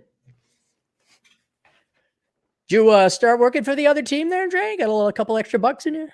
Not just women don't like tall, dark men with, a blessed penis. It might be some guy. I'm just saying. And how you making money? I don't care, Dre. Dre, for $5, would you became an officer in the military after you finished college if you knew that you won't like the financial services with Dubros? Yes. I would have become enlisted had I known just how fucked up finance in the real world was and how little, because, okay, you guys got to understand, in the 80s, they're like, the military was shunned. You go to college and you're going to make good money. That's what we're told. Baby boomers could go fuck themselves. The first 7 chapters of this is just destroying boomers and their fucking lies. So if you have a hard-on hatred boner for boomers, get that book. You'll just come all over the pages. Seriously. No, not serious. I don't know. Maybe you will. And so we thought, I'm going to become a banker. I'm going to make good money. No clue. Took me until I was 36 to realize, it took me until I was 31 to realize the system was fucked. Took me until I was 30. I thought like the finance crisis would kind of cleanse out the crap. And in this bank in Wyoming, I'm like, hey, I'm not dealing with any more bullshit. Okay, No, we got to go. You got, all right, I'll come on. I'm like, no, you're the same. You're the same dipshits in Minnesota, except you're busy fucking your cousins. Okay, it's the same shit, just cousin fucking. Who dang? And the guy, I remember, my boss there says, you're just not cut out for banking. And I'm like, yeah, you're right. I'm really not. I wish I knew that. And in hindsight, it wouldn't have mattered. Going into the military, I wouldn't have been working full-time school and full-time work. And I wouldn't have been having to pay for my own fucking food. I have free food, clothing, shelter, and lodging. Why do you think I'm so mercenary and financial about the military? I'm not. So one moral thing about taking other people's lives, the fact you might get killed, the fact you might get wounded, your morality with war and passive. Fuck it, dude. That's where the money is. For young men and women, unless you're super brilliant, you're going into IT or engineering, that's where the money is, whether you are enlisted or an officer. And I didn't know what ROTC was. I didn't know what that was until a buddy of mine, I'm in ROTC. I'm like, what the hell is that? It's become an officer. I'm like, what's an officer? No, there was no education. All we had for propaganda for the military was Army, Navy, Air Force, Marines. It's a great place to start. That's it. There was no one coming in saying, hey, here's how it's going to work in the real world. Boomers like, oh my God, the places you will go. They buy every dipshit high school graduating class that, I'm going to be amazing. So whether it was enlisted, I probably, if I had me under my wing, like some old guy to give me and I'd listen, I probably would have done ROTC, come out as an officer. Because they probably would have told me, you want to be an officer, you don't want to be enlisted. Without that, I probably would have, what? Free clue? And I knew how hard I'd be like, I'll do that. and join probably the Army, maybe the Air Force. Definitely not the Navy. I'd be too much of a pussy to join the Marines. And then maybe I would have become a Mustang. I would have figured it out. They would have given me the ASVAB, like, dude, all right, you can do whatever you want. Okay. I guess this sounds cool. All right, there you go. So would you become a... Yeah, I don't know if I would have become an officer. I know I would have joined the military. I don't know if I would have become an officer. But someone would have had to have been there saying, look, dipshit, there's no hope. Trust me, all right? This is your best option. DJ Aftershock, $5. Her sister just got a BA. Oh, so it's two gals. Her sister just got a BA in criminal justice. Is she going to change lives? Is planning to get a master's in social work to be a juvenile social worker. I'm going to send you her LinkedIn. It's gold. Okay, ladies, I need you to listen to me. All three that are listening.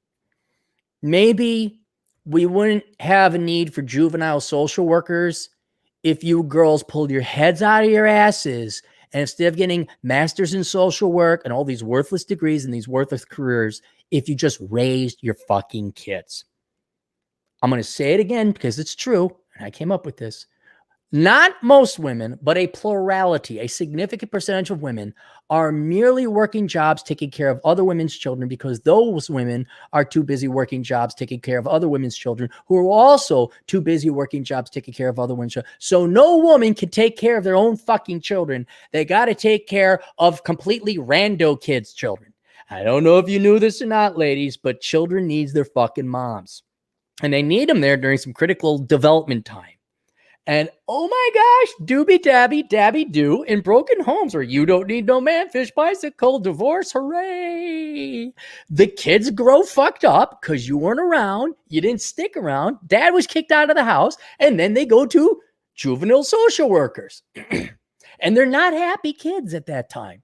Oh, and by the way, ladies, let's just be honest. You don't go to criminal justice or social work, masters or bachelors, because you actually care about the kids. You're like every teacher out there. You go there because it's easy. You don't give a flying fuck about the kids. You're a standard fucking boomer version 2.0. It's all about you. And that's why none of these kids ever get their problems solved. That's why these kids, unfortunately, get shot over in riots and protests. That's why you get criminal records. Because you girls are a bunch of hypocrites. You don't care about these kids. You just want to make money off of them. You're disgusting fucking... I can't say these words because it's YouTube. You're just disgusting. Look, it's bad enough, but you're hypocrites on top of it, acting like you care about the kids. You don't. You're just lazy and greedy. That's it. And here, oh, what? She got her BA. She's 22. Oh, I bet you she got a ton of work experience working with these poor kids out of the ghetto or the barrio or the trailer park. Right. I'm sure she studied some charts at the Carlson School of Social Justice. The good news is, DJ, they'll both be miserable. The ones on anti-anxiety meds, right? It's such a hard life having a rich dad writing sports journalism, and now this one's going to go. They'll be miserable. They will wonder where the good men have gone. William Buffington for $5. Listen to, geez, thanks, Bill. Well, listen to 4 of your audio books of your books on Audible. Here's a tip. Thanks. Thank you very much. DJ Aftershock for $2. I just sent it to you. Now have some laughs. I'll have some laughs, but not publicly. Maybe I'll do a separate takedown of it because with LinkedIn, it's pretty specific. So I don't want to. I'll just have some laughs on the inside. Kind of interesting. For $5 Australian, I'm heavily considering joining the Air Force with skills that I could translate to a job in aviation. Do you have any suggestions for specific roles? Well, pilot or mechanic. Basically, you're only two. If you want a job in aviation, you wanted to. Oh, air traffic control. I take that back. That's a good one. If you go into air traffic control, that's good because there's a job waiting if you're young enough. But yeah, those are kind of the main three. You either fly the planes or you make sure the planes don't fly out or fall out of the sky.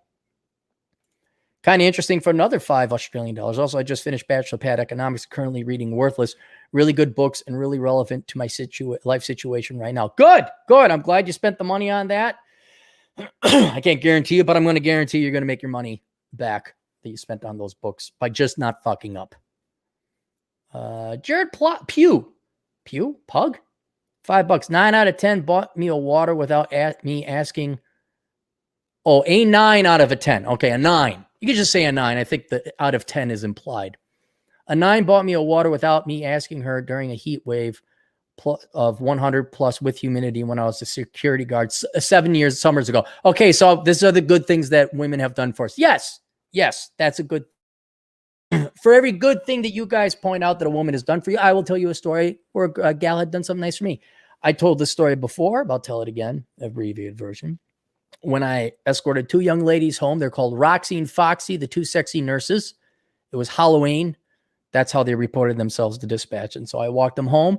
They were giggling. They thought I was cute and adorable. And they both gave me a big kiss on the cheek right here with their big ass lipstick red lid. I had to wash it off, but I got busted for it later because reasons. But anyway, so it was very nice that nice woman did that. That's very nice of her. Sam Whiskey for $5. In the Soviet Union educational system, the states decide what you major in based on your skill set. There's no women's studies and no dream jobs. I know. They think. Here's what's going to happen. There'll be a critical point where the state will either become overregulated, tax too much, we'll pass that point on the Laffer curve. If you don't know what that is, that means you have not studied economics enough. That's a very simple concept you need to understand. But they'll get to the point that government revenues will go down. And not only are government revenues going down, that means production is going down. And there will be empty shelves. And all of a sudden, we need more help. They don't understand that they're the problem. Leftists can never understand that they're the problem. Just like Californians, they don't understand people are shitting in the street because they are the problem, because leftism is the problem. So they say just more and more. All they know is more. It's just hammers and nails. All they know is how to hammer. And then soon there won't be anything. There won't be any food. And they think that there's going to be money to fund a women's studies program. You think there's a women's studies program in Venezuela right now? You think there's social workers in Venezuela right now? If you're a woman, you're either sucking dick or trying to get to Colombia so you can basically suck nicer dick and get paid for it. They'll get it. They'll get what they wish. There's no doubt about it. Sam Whiskey, $1.99. Russia. Marsha. I don't get it. Fred Freeman Sowell for $5. Quality of my matches improved once 30. Help us understand the psychology and gender dynamics behind why this may be. Girls seem to prefer 3 to 7 years up. All right, let me go get my voice a rest here. I'll come back in a second. Hang on.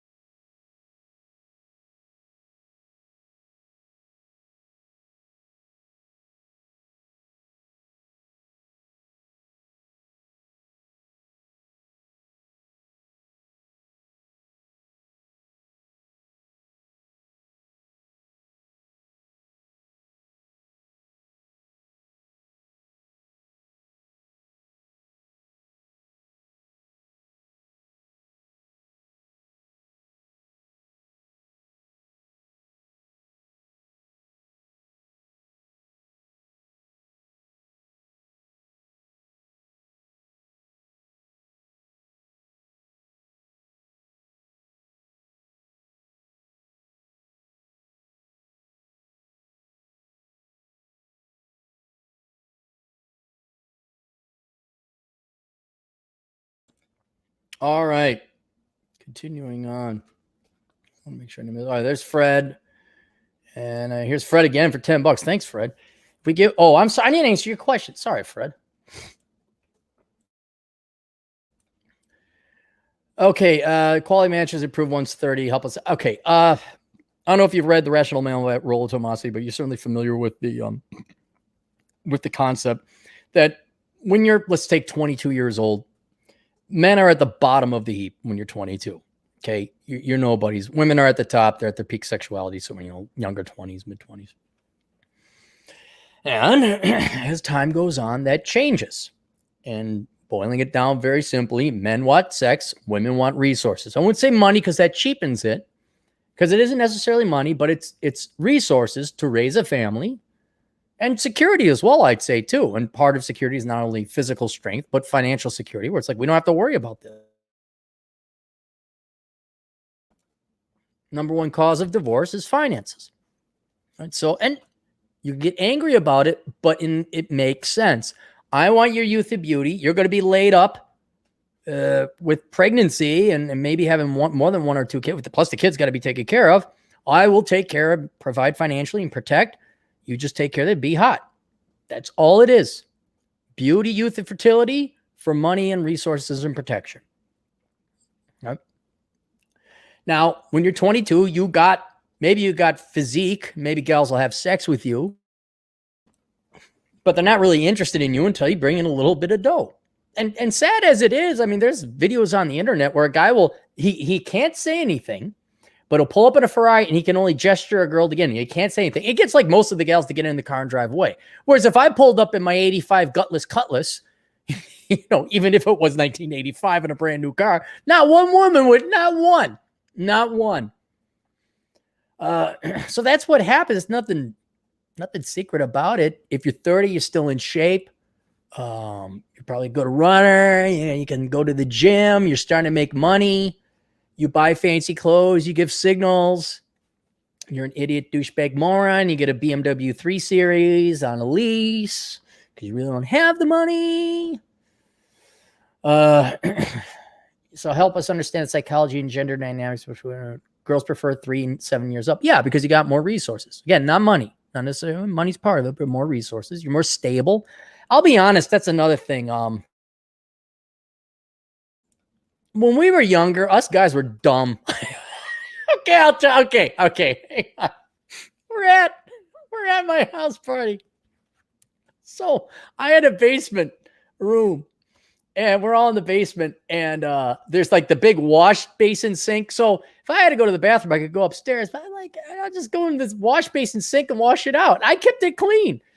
I'm talking number one, not number two. I didn't think anything of this. So we're at this party, and we're just talking this and that. They're like, "Oh, is this your room?" Like, "Yeah, it's my room." Like, "Oh, yeah, like, well, is there a bathroom?" I'm like, "No, I go upstairs." But if I gotta go number one, I just go in here and wash it out. And this woman just like, oh. And I was thinking, this is very opportunistic. It's very economic. Look how efficient I am. Boys are sophomoric and maybe not quite as mature or couth as young ladies are. We're somewhat boorish. And so women do like a slightly more mature man than I piss in the sink type of 23-year-old guy. And even I understand why women may want to date a guy a little bit older, especially at that. Now, once everyone's 30,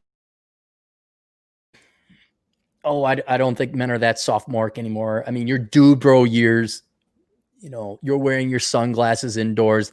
That should end at the latest by 35. Otherwise, you're perma douchebag. You're the 40-year-old showing up to nightclubs. You're an idiot that wears a medallion in your hair chest at 60 with a gut, and you're not pulling it off well either. So yeah, that's why gals go up a little bit older. And that's why once you hit 30, and then the timing's right too. It's called the epiphany phase. Women realize, oh, the big 3-0's coming. Wait a minute. I've just been having fun and, dating a bunch of guys. Maybe I should settle down now. Oh, what does that mean? He's got money. Even though he's a nerd, I don't want to fuck. He's got money.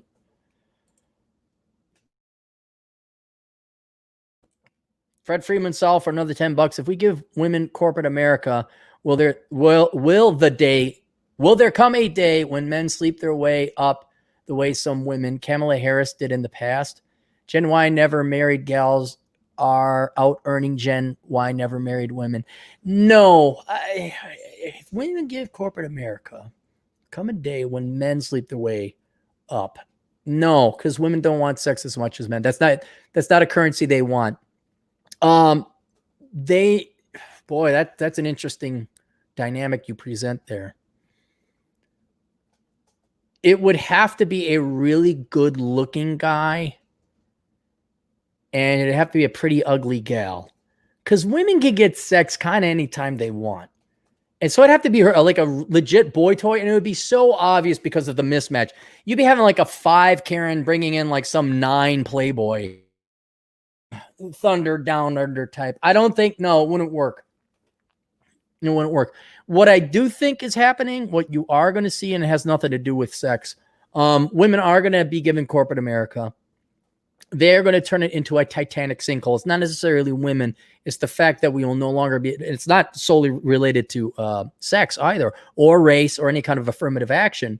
It's that the focus of these corporations will no longer be profit, which is what keeps them afloat. It's the only reason to form a company. And they will instead focus on politics, be it, not to say these are bad goals either, but closing the wage gap between races or sexes, closing life expectancies, getting rid of pollution. I mean, there's all noble goals and aims. That's not the job of a corporation. That's a job for citizens in their individual actions to decide and determine.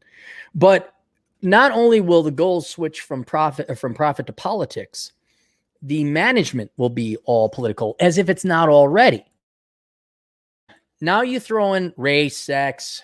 Do you recycle? How many disadvantages do you have? Oh, you're a black lesbian female in a wheelchair. Oh my God, you're a CEO. When you abandon meritocracy, merit, hard work, who's the best? When you abandon excellence and go with traits, which is the exact opposite of what Martin Luther King wanted. Now you're going to have a sinking Titanic. You're going to have an insane asylum.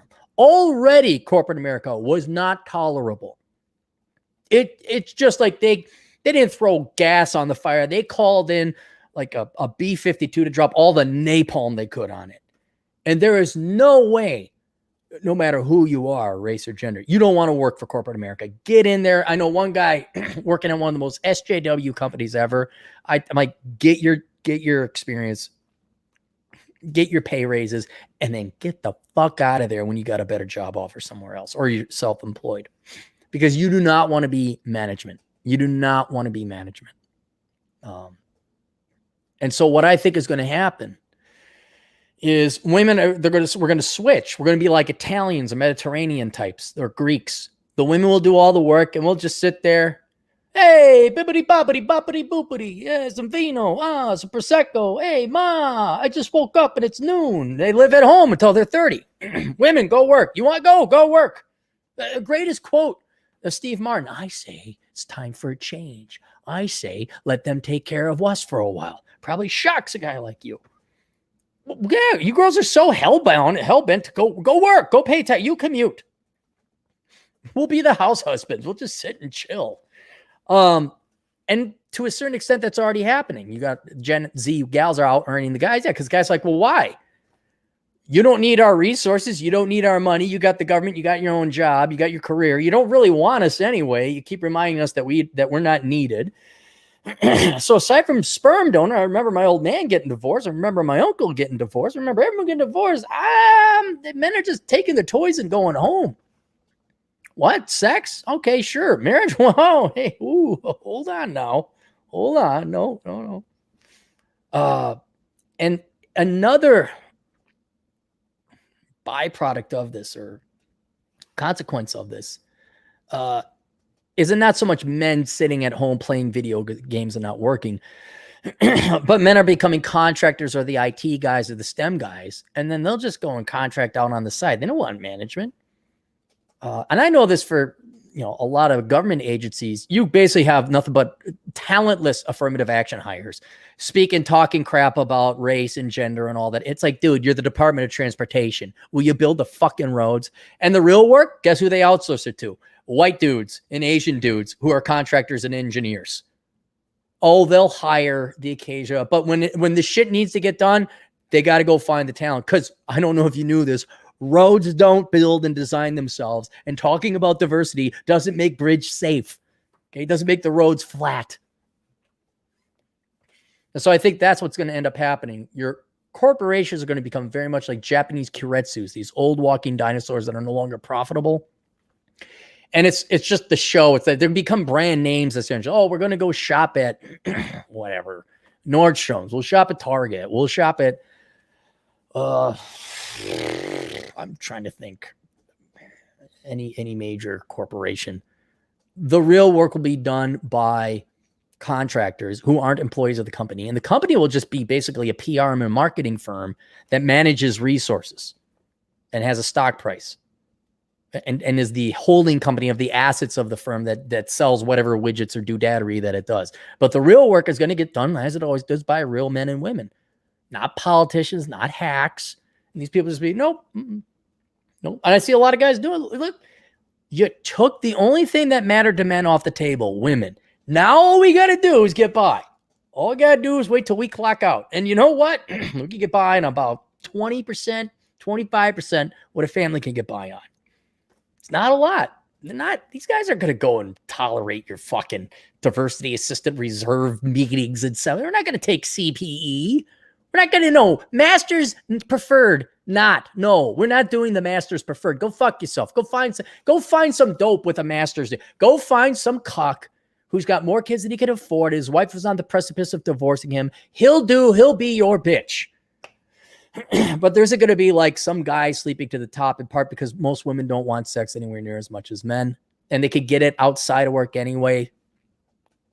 They're not going to want to promote their little pet. A lot of these gals don't like guys either, Fred. They really don't. All right. We anywhere near caught up? Jesus. I'm going to have to go back and do the archives here too. All right. Nonstop Dre for $2. You should look at Cardi B song WAP lyrics. No, I don't. Do I have to?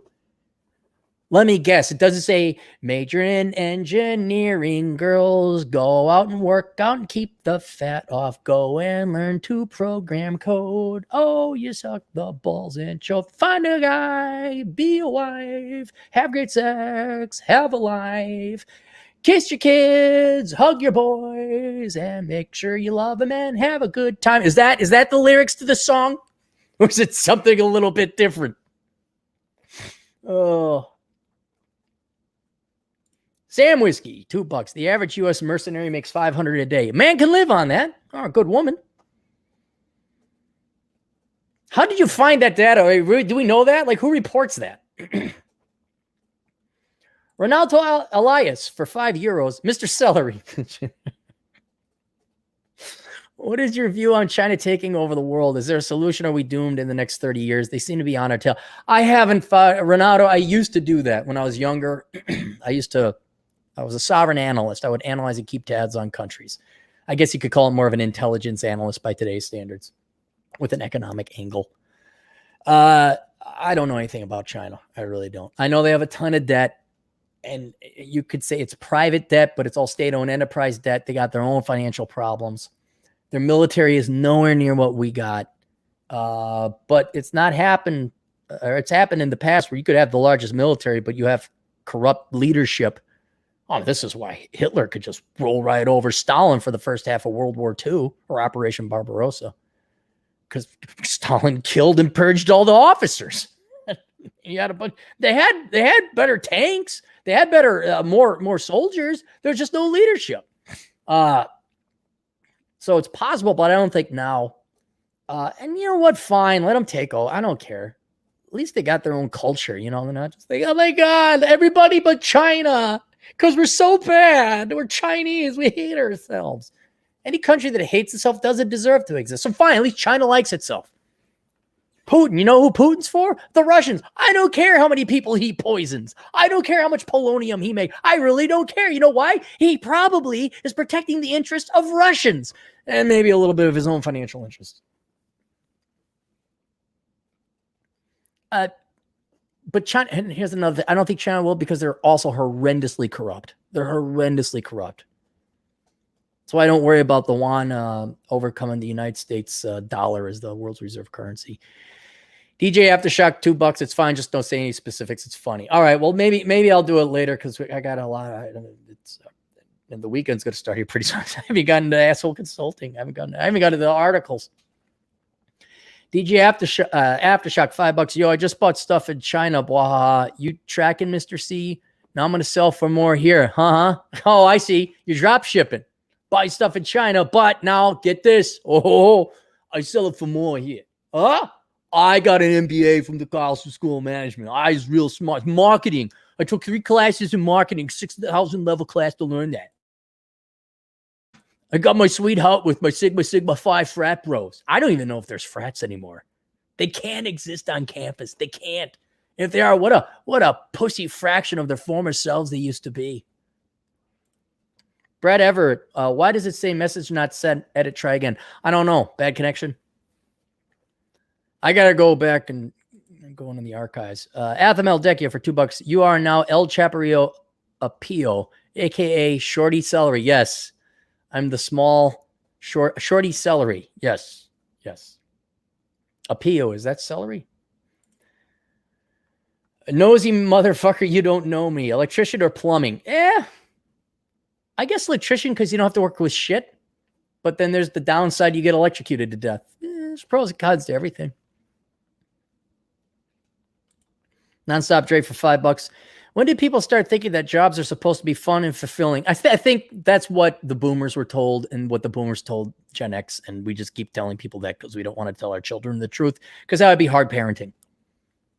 Damn it, Dre, don't you know parenting is to just come inside a woman's vagina, leave, the woman spits out the kid, and she sends the kids off to the women that take care of other women's children, because their children are too busy being taken care of by other women's children, because they're too busy outsourcing their kids by the window.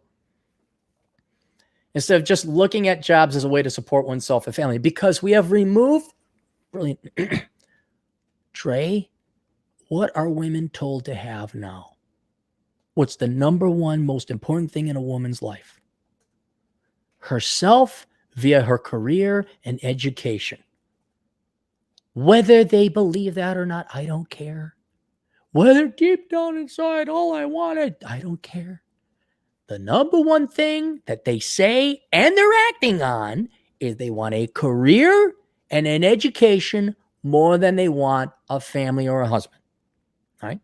So now that that's the most important thing in life, they believe this lie. If you do what you love, you don't work a day in your life. Except after the 40th day, you're sick and tired of doing what you love. And now what was a fun passion or hobby for you becomes just a drag. Just like any odd job, which all jobs become.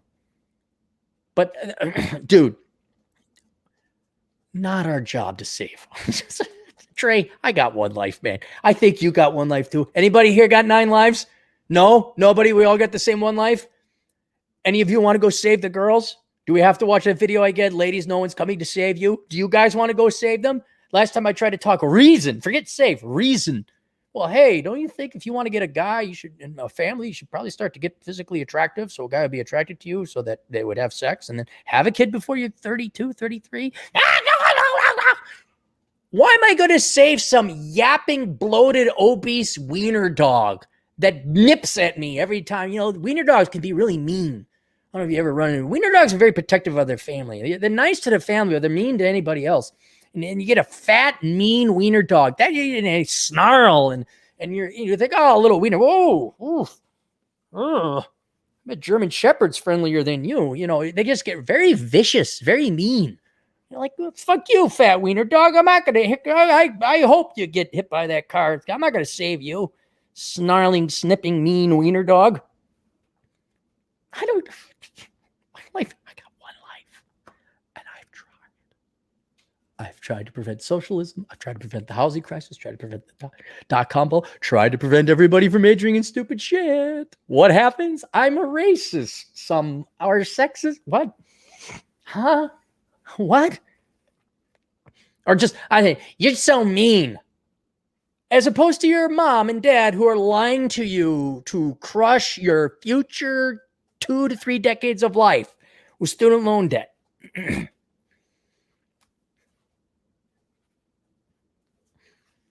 No. So the focus is now on themselves. You need two to tango. You need a guy and a gal to have a family. And since gals don't want that, they'll say they want it, but their actions are all about themselves and their career and their education. We've been through this before.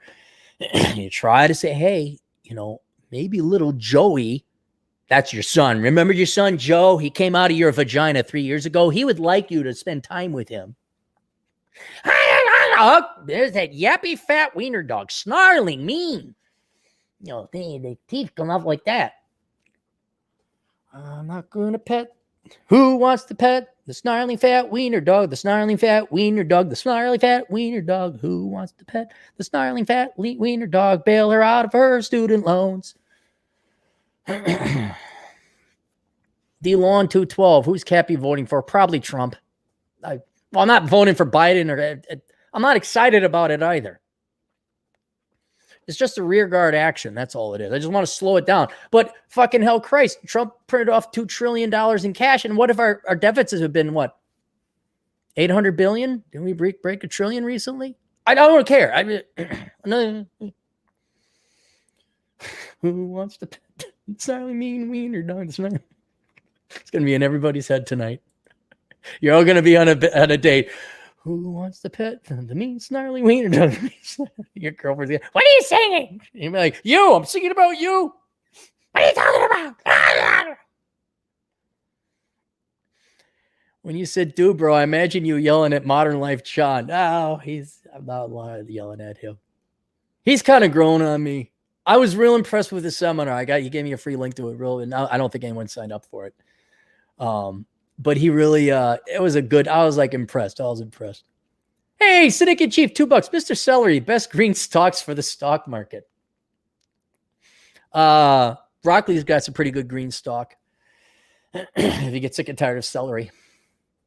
Power to Truth for $5. Should I wipe with my left hand or right hand? Every Clary consultant. It's not accurate or true, but it's pretty darn. There's an element of truth. Yes. I'm jacking up the prices on those. I would love if like some intellectual, and we do get some more intellectual deep thought ones coming in, and usually got to charge a little bit more because they go longer. Time takes more of my time, but God almighty, make my decisions for me. All right. Give me 25% of your income right now. Who wants to pet the big snarly wiener dog, the mean snarly wiener dog, the mean snarly wiener dog? Boop, boop, boop, ba-doop, boop, ba-doop, ba-doop, boop, boop, boo-doo-doo. DeLong, Cappy voting for Dude Bro, Syndicate Chief, Power to Truth, Ronan Boyle, Loyal Boyle for the 1099 Superior Race. Mr. Celery, I wanted to raise funding to start a transport company 2 years ago, but I couldn't find anyone to borrow from. Would you not bother with it anymore? As you said, the same about banking. A transport company, what's the margins on that? Well, a transport company, you're going to employ people? You're going to employ people? No. No. In the United Kingdom, no. Guys, if you want to start a company, make it a company of one. Unless you got to have for whatever millions of dollars, which you don't need millions of dollars. If you're okay just getting by on $50,000 a year, $100,000, you don't need millions. Or getting by on $100,000, that'd be horrible. But if you can just go be a contractor, make your money some other way, unless this transport company had an angle that's very unique and you're going to make a lot of money. But anytime you start hiring people, fuck that shit.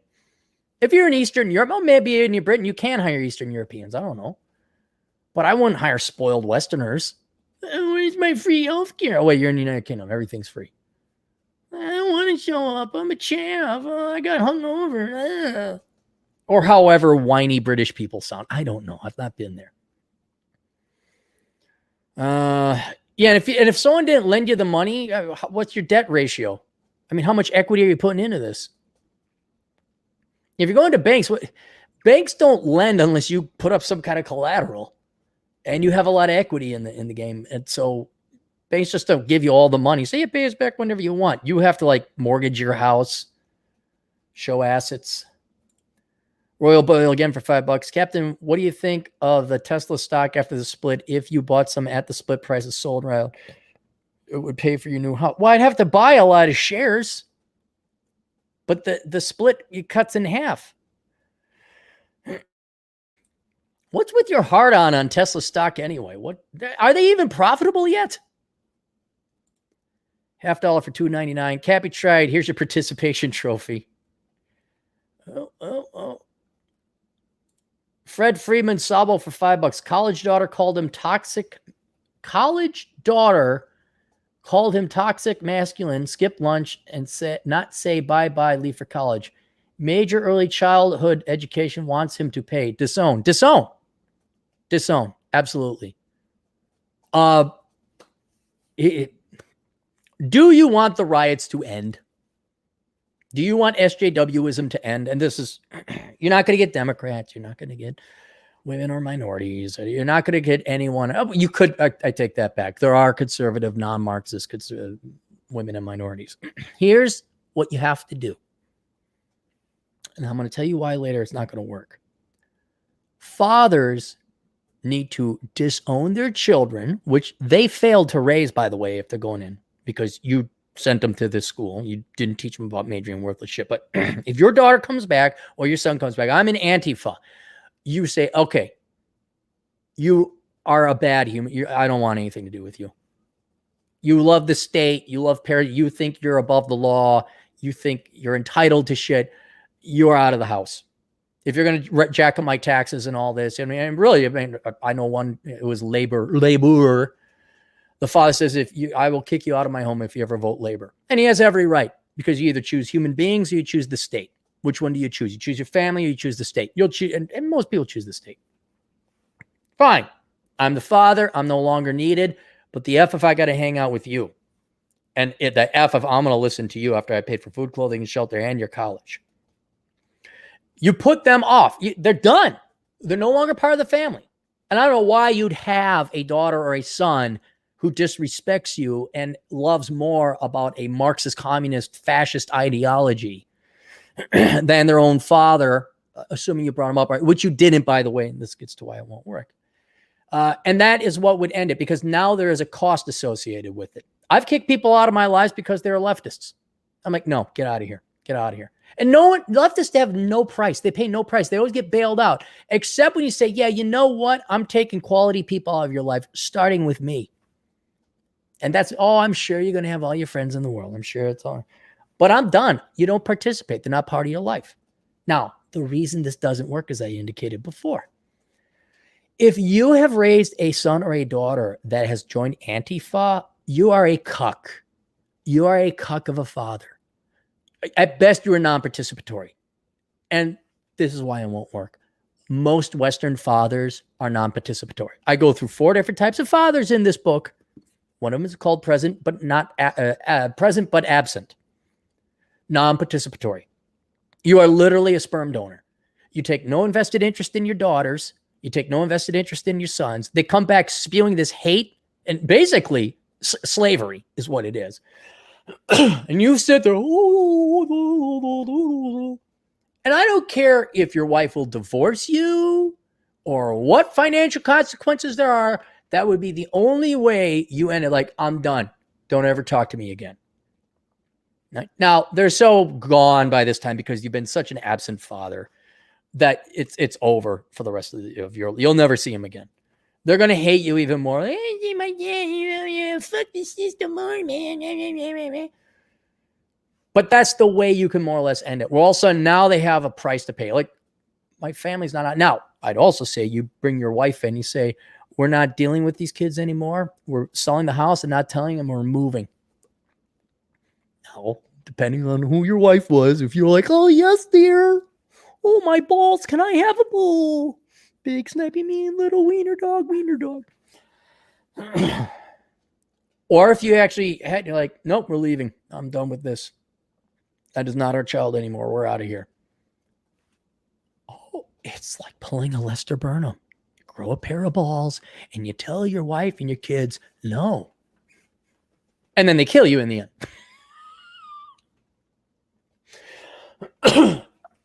That's what every father has to do. You have to Lester Burnham up and tell the whole family to fuck off, and there's a new sheriff in town. And ain't none of you got the balls to do it. And all of you probably get divorced, but so what? So what? But disown, yes. Yes, absolutely. No, keep the parasite around. Look, we got a pet parasite. The Competent Man for $2. Tesla reports profits, but mostly carbon credits. Okay, so it's underlying business is not profitable. Jug Rover, $2. Fact: being aloof at Cavalier saves you a lot of time. Yes, especially in the dating market. Nonstop Dre, $365. Funny WAP lyric segments. 1: I don't cook, I don't clean, but let me tell you how I got this rings. Pay my tuition to kiss me. Enjoy the women are strong, independent, don't need no man. Are we cleaned up? Are we caught up? We are caught up. All right. Let me go. Where do I want to go here? You guys want some good news? Let's get clean that up there. Oh, sponsors. Jesus, we should do sponsors. Oh, God, there's no more fucking time. All right. Hang on.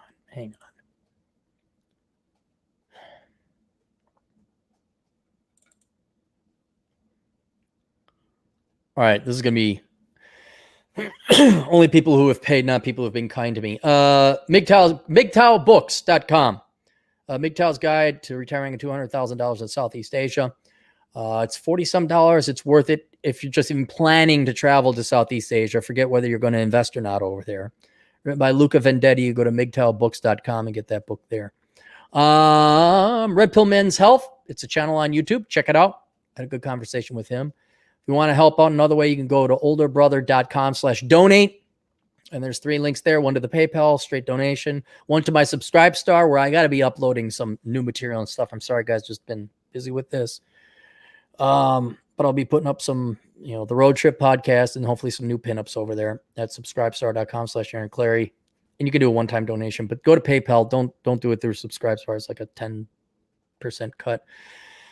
And then there's also my Amazon affiliate program if you want to go ahead and go through that, do all your Amazon purchases through there. Better Bachelor over on YouTube. Check out Better Bachelor with Joker. Where did it go? 13 Rules Not to Be a Cuck by Turd Flinging Monkey. You can find him on BitChute as well. And Terrence Popp, his book, Killer of Killers, a good psycho thriller. Not psycho, like as in a crazy guy killing, but psychology. Goes into the underworld and the spirit world and all that. It's very interesting. And then Eric Duloray's Investing Equanimity, The Logic and Wisdom of the Permanent Portfolio. If you're looking for a simple investment philosophy, get this book. Short read, explains everything. Kind of a policy book, kind of an economic philosophy book, but then an instructional book. You're like, Aaron, what should I invest in? Get that book. Don't ask me what to invest in. We're to coding school. Oh no, it's Doors something else. Oh shit, I got the old website. Look up Doors Coding School, DORS Coding School. Don't go to that website. It is no longer. Search DORS codingschool.com. Hopefully take you to the right place. Oh,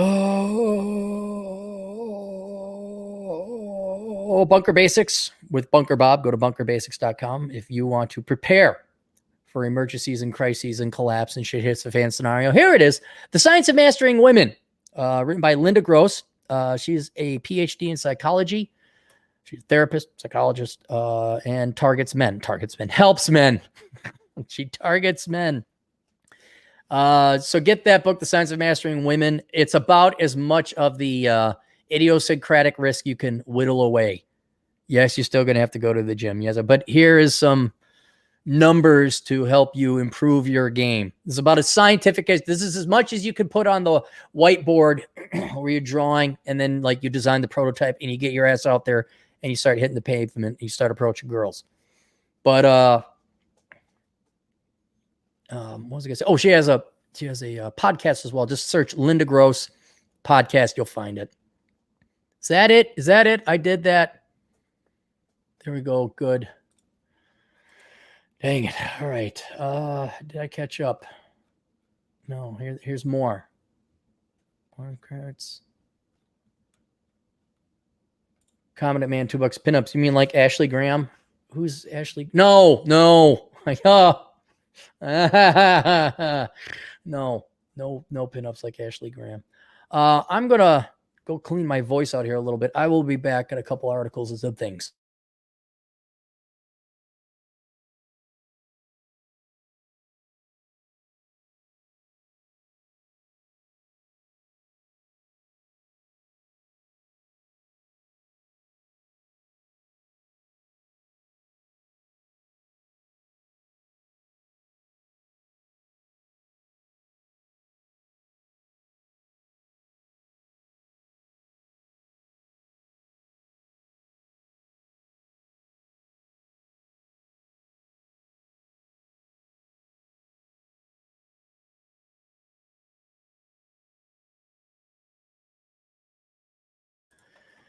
Okay.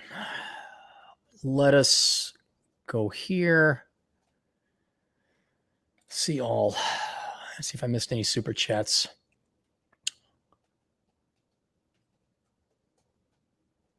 What? Oh, this super chats and sticker. Oh, I got to go all the way up here. Here we go. What was I doing down there? No, that's not it. Let me try this again. Come on, computer. There you go. All right. See you all. Ashley Graham, Funny Web, Cavalier, TSA, Cappy Tried, Tesla Stock, Celery. You say, dude, bro, what's Cappy voting for? Electrician or plumbing? Chaparito. Funny. Celery. Corporate America, quality matches, improve Russia, Soviet Union, education, 9 out of 10. Just finished bachelor pad. Heavily consider joining the Air Force. Just send it to you. Have some listen for a tip. BA Criminal Justice. Would you become an officer? We need PC comedy. Inquisition. Dude, bro. Funny Tinder profile girl 25. Oh my God, pay to see this. Huh. We may have caught up with all of them here, guys.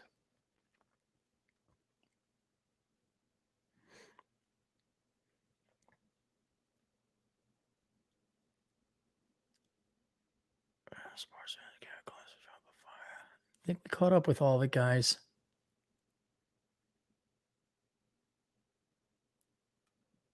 Yeah. Okay, good. Oh, boy, I'm so happy. Happy Cappy.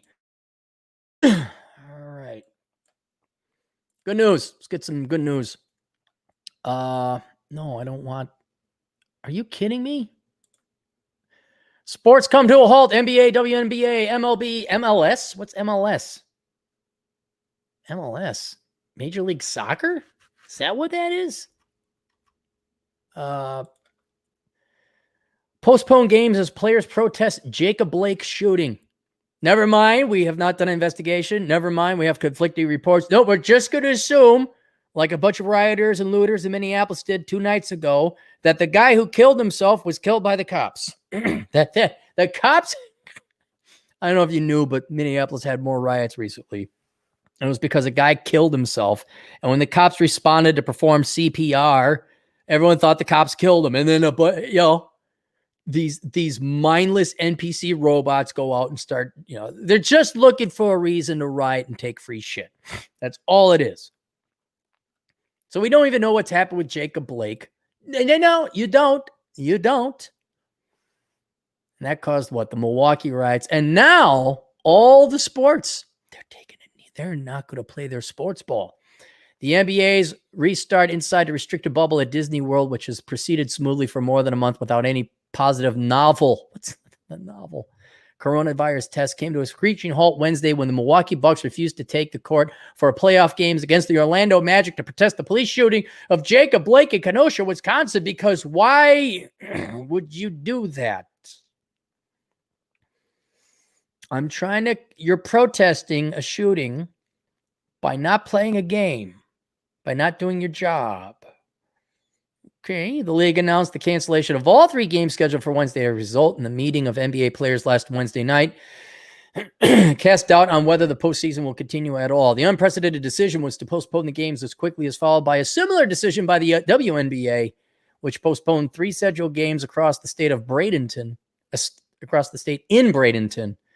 and by teams and players in numerous others of professional sports. In Milwaukee, the Brewers announced they would not play their Major League Baseball game Wednesday against the Cincinnati Reds, the Seattle Mariners game against the San Francisco. The cancellations underscore an emerging new reality in big-time sports in which athletes are increasingly emboldened to express themselves on racial injustice and other sands in their vagina. Other social issues in leagues are finding ways to accommodate their views. Boo-doo-boo, dee-dee-dee, Toronto Raptors, Boston Celtics. Okay. Please do. Please, by all means, all athletes refuse to play your games. Okay, hang on, let me see some.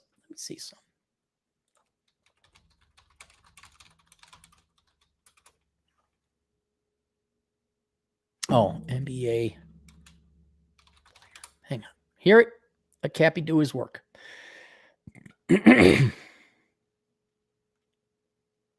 Okay.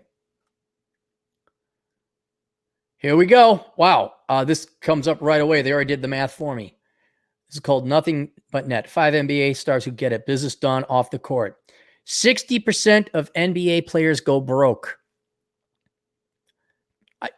There was my question. Now, that's NBA. That's not WNBA. Right? These idiots, and that's what athletes are. Most athletes are idiots. They're outstanding athletes. Don't get me wrong. Okay? They do physical feats that nobody can do. That's why they're professional athletes. They're the best of the best. But they're fucking morons. I don't have to look up NFL or WNBA because WNBA doesn't make that much. NFL, I'm just going to assume, throw ball good, catch ball. Mark, do, dance, and throw ball down. They don't know the difference between a million and a billion. They don't even know about taxes.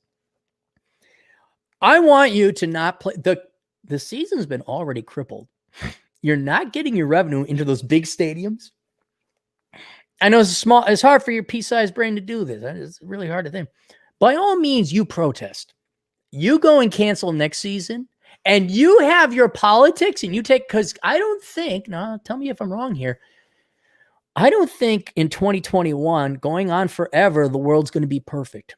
I do believe there are going to be more people killed by the cops, justly or not. It's going to happen. I think there will be bad things that happen to different groups of people. Right? There will be actually some genuine racist and sexist things happening. I'm not delusional. It's going to continue on to the rest of the world. Are you guys going to take a knee and bitch and whine about how the world is not perfect forever? Because I so hope you do. And the reason why is very simple. You dipshits don't save your money.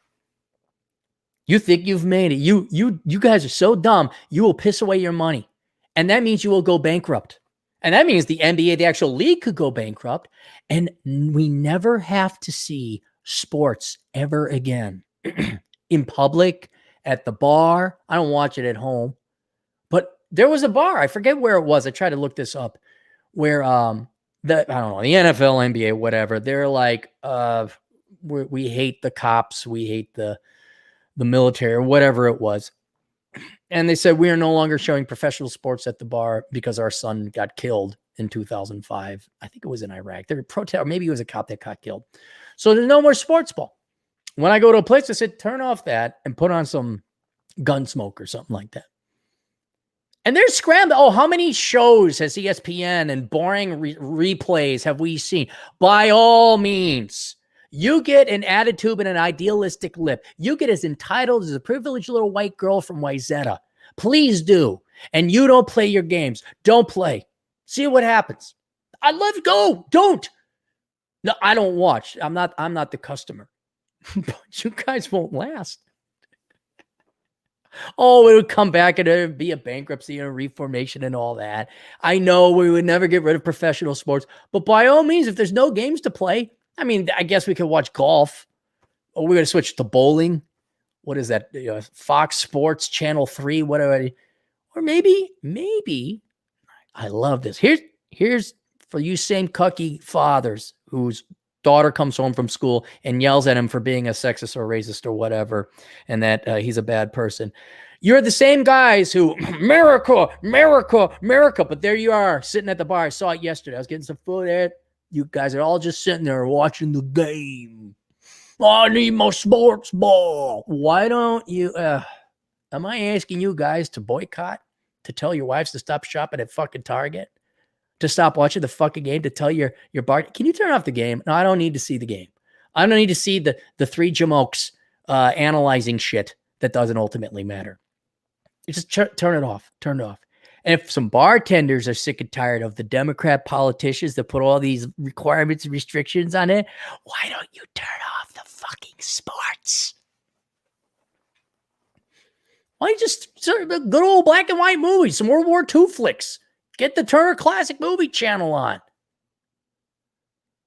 But by all means, all athletes, you guys should go and protest, man. You should totally not play your games. You go right ahead.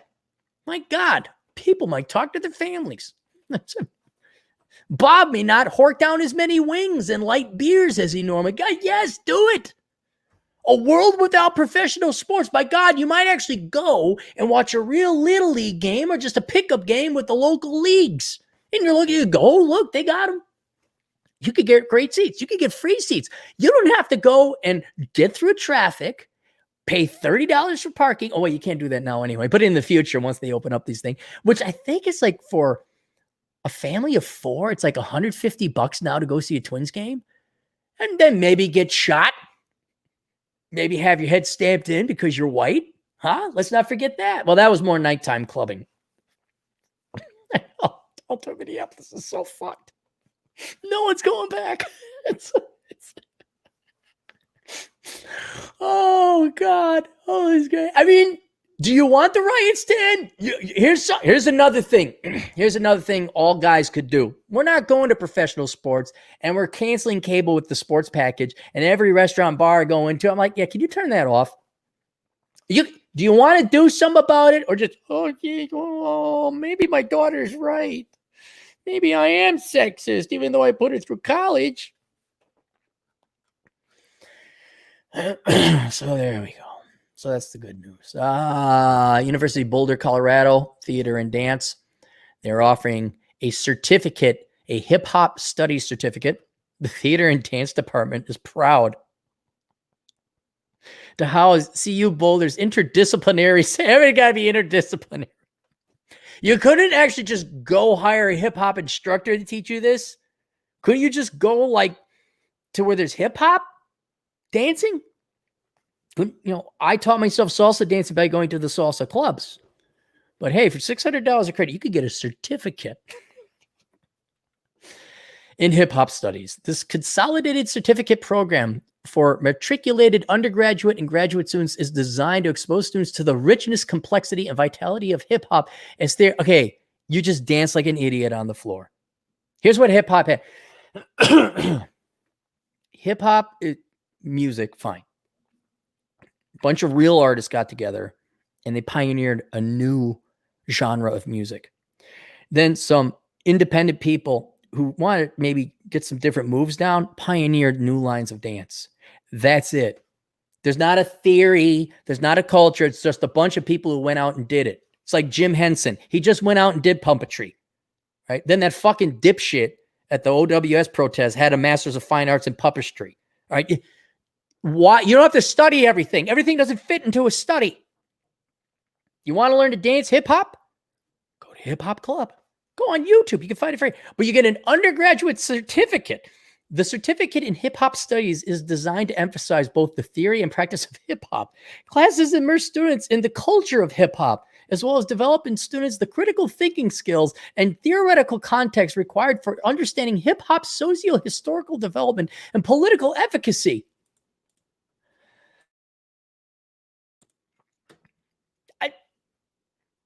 There you go. So we need more money for education. I just want, look, is this stupid enough for you people out there? Is this stupid enough for you Gen Zers? Do you realize what a scam higher education is? Huh? Huh? Oh, God.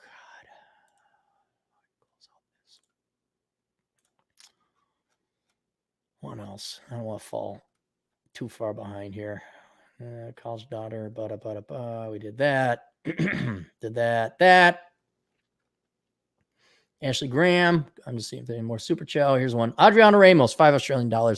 I'm guessing you never went across to St. Paul and watch a Minnesota United FC match in their beautiful new stadium. No. We got a new soccer stadium in St. Paul, which is where the riots also occurred because it did bleed over into St. Paul along University Avenue. And there's a soccer stadium there. No one really goes there. It's a shitty team. I have my buddy who actually is a semi-pro female soccer player. I said, why did they just pull it out of the ass? Why did they just pull? She says, probably some politician want to look like they were doing something. And so they also probably had some buddies working in construction they could get the money and the funding for. So it's all paybacks and all this. So they build this thing. Maybe some people attend. It's never going to make the money. And since the club, that's what they call it, the club or the company that owns the Minnesota United, because that's a really cool freaking name. The one that owns the sports team, they want to make money too, but they don't have the budget to hire any real good players. So Minnesota has like just the shittiest no-name players. And no one hey, did you see the soccer game? No one, even the Latinos and the Europeans, actual European immigrants. I don't mean people who are of descent, but the people who would normally, I don't even think they watch. I think they're still cheering. Like there's legit clubs like back in LA, San Diego, obviously because soccer is much bigger among the Latin community, or as Chris Beckloff likes to call it, poverty ball.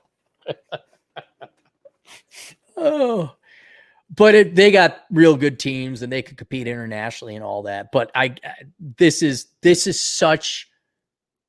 like the play school stadium and the play school soccer team. This is just, I guess if you're a serious soccer fan, this is enough. This is a zit on the body of soccer. And it's on sometimes. I don't watch it because they kick the ball out and then kick the ball out and then kick it back here and then kick. Like, oh my God, that was amazing. And every guy grabbing his knee. Oh, shut the fuck up. You can take out an entire soccer team. One woman can just run and kill a soccer team by touching their shins. And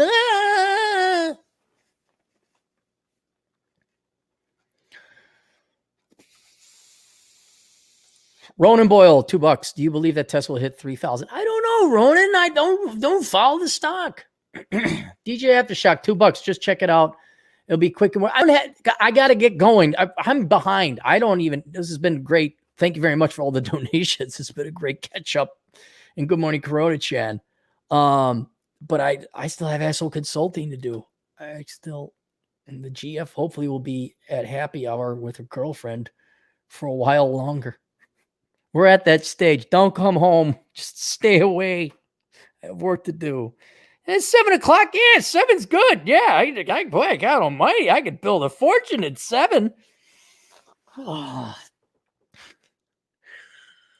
Good news. Guys, we always have good news at Good Morning Coronachan probably before we end it here. 3,000-pound Triceratops skull named Shady excavated in South Dakota. A 7-foot-long, 3,000-pound Triceratops skull dubbed Shady has been unearthed in the Badlands of South Dakota, a Missouri college announced. It was so exciting, we just didn't believe it. David Schmidt, a geology and environmental science professor at Westminster College in Fulton, Missouri, said in a statement last week. Schmidt led the group excavation, which usually finds such fragments of dinosaur bones in its annual digs, but this year was different. Yeah, I mean, now if you go out to South Dakota, it takes a little bit of an eye in training.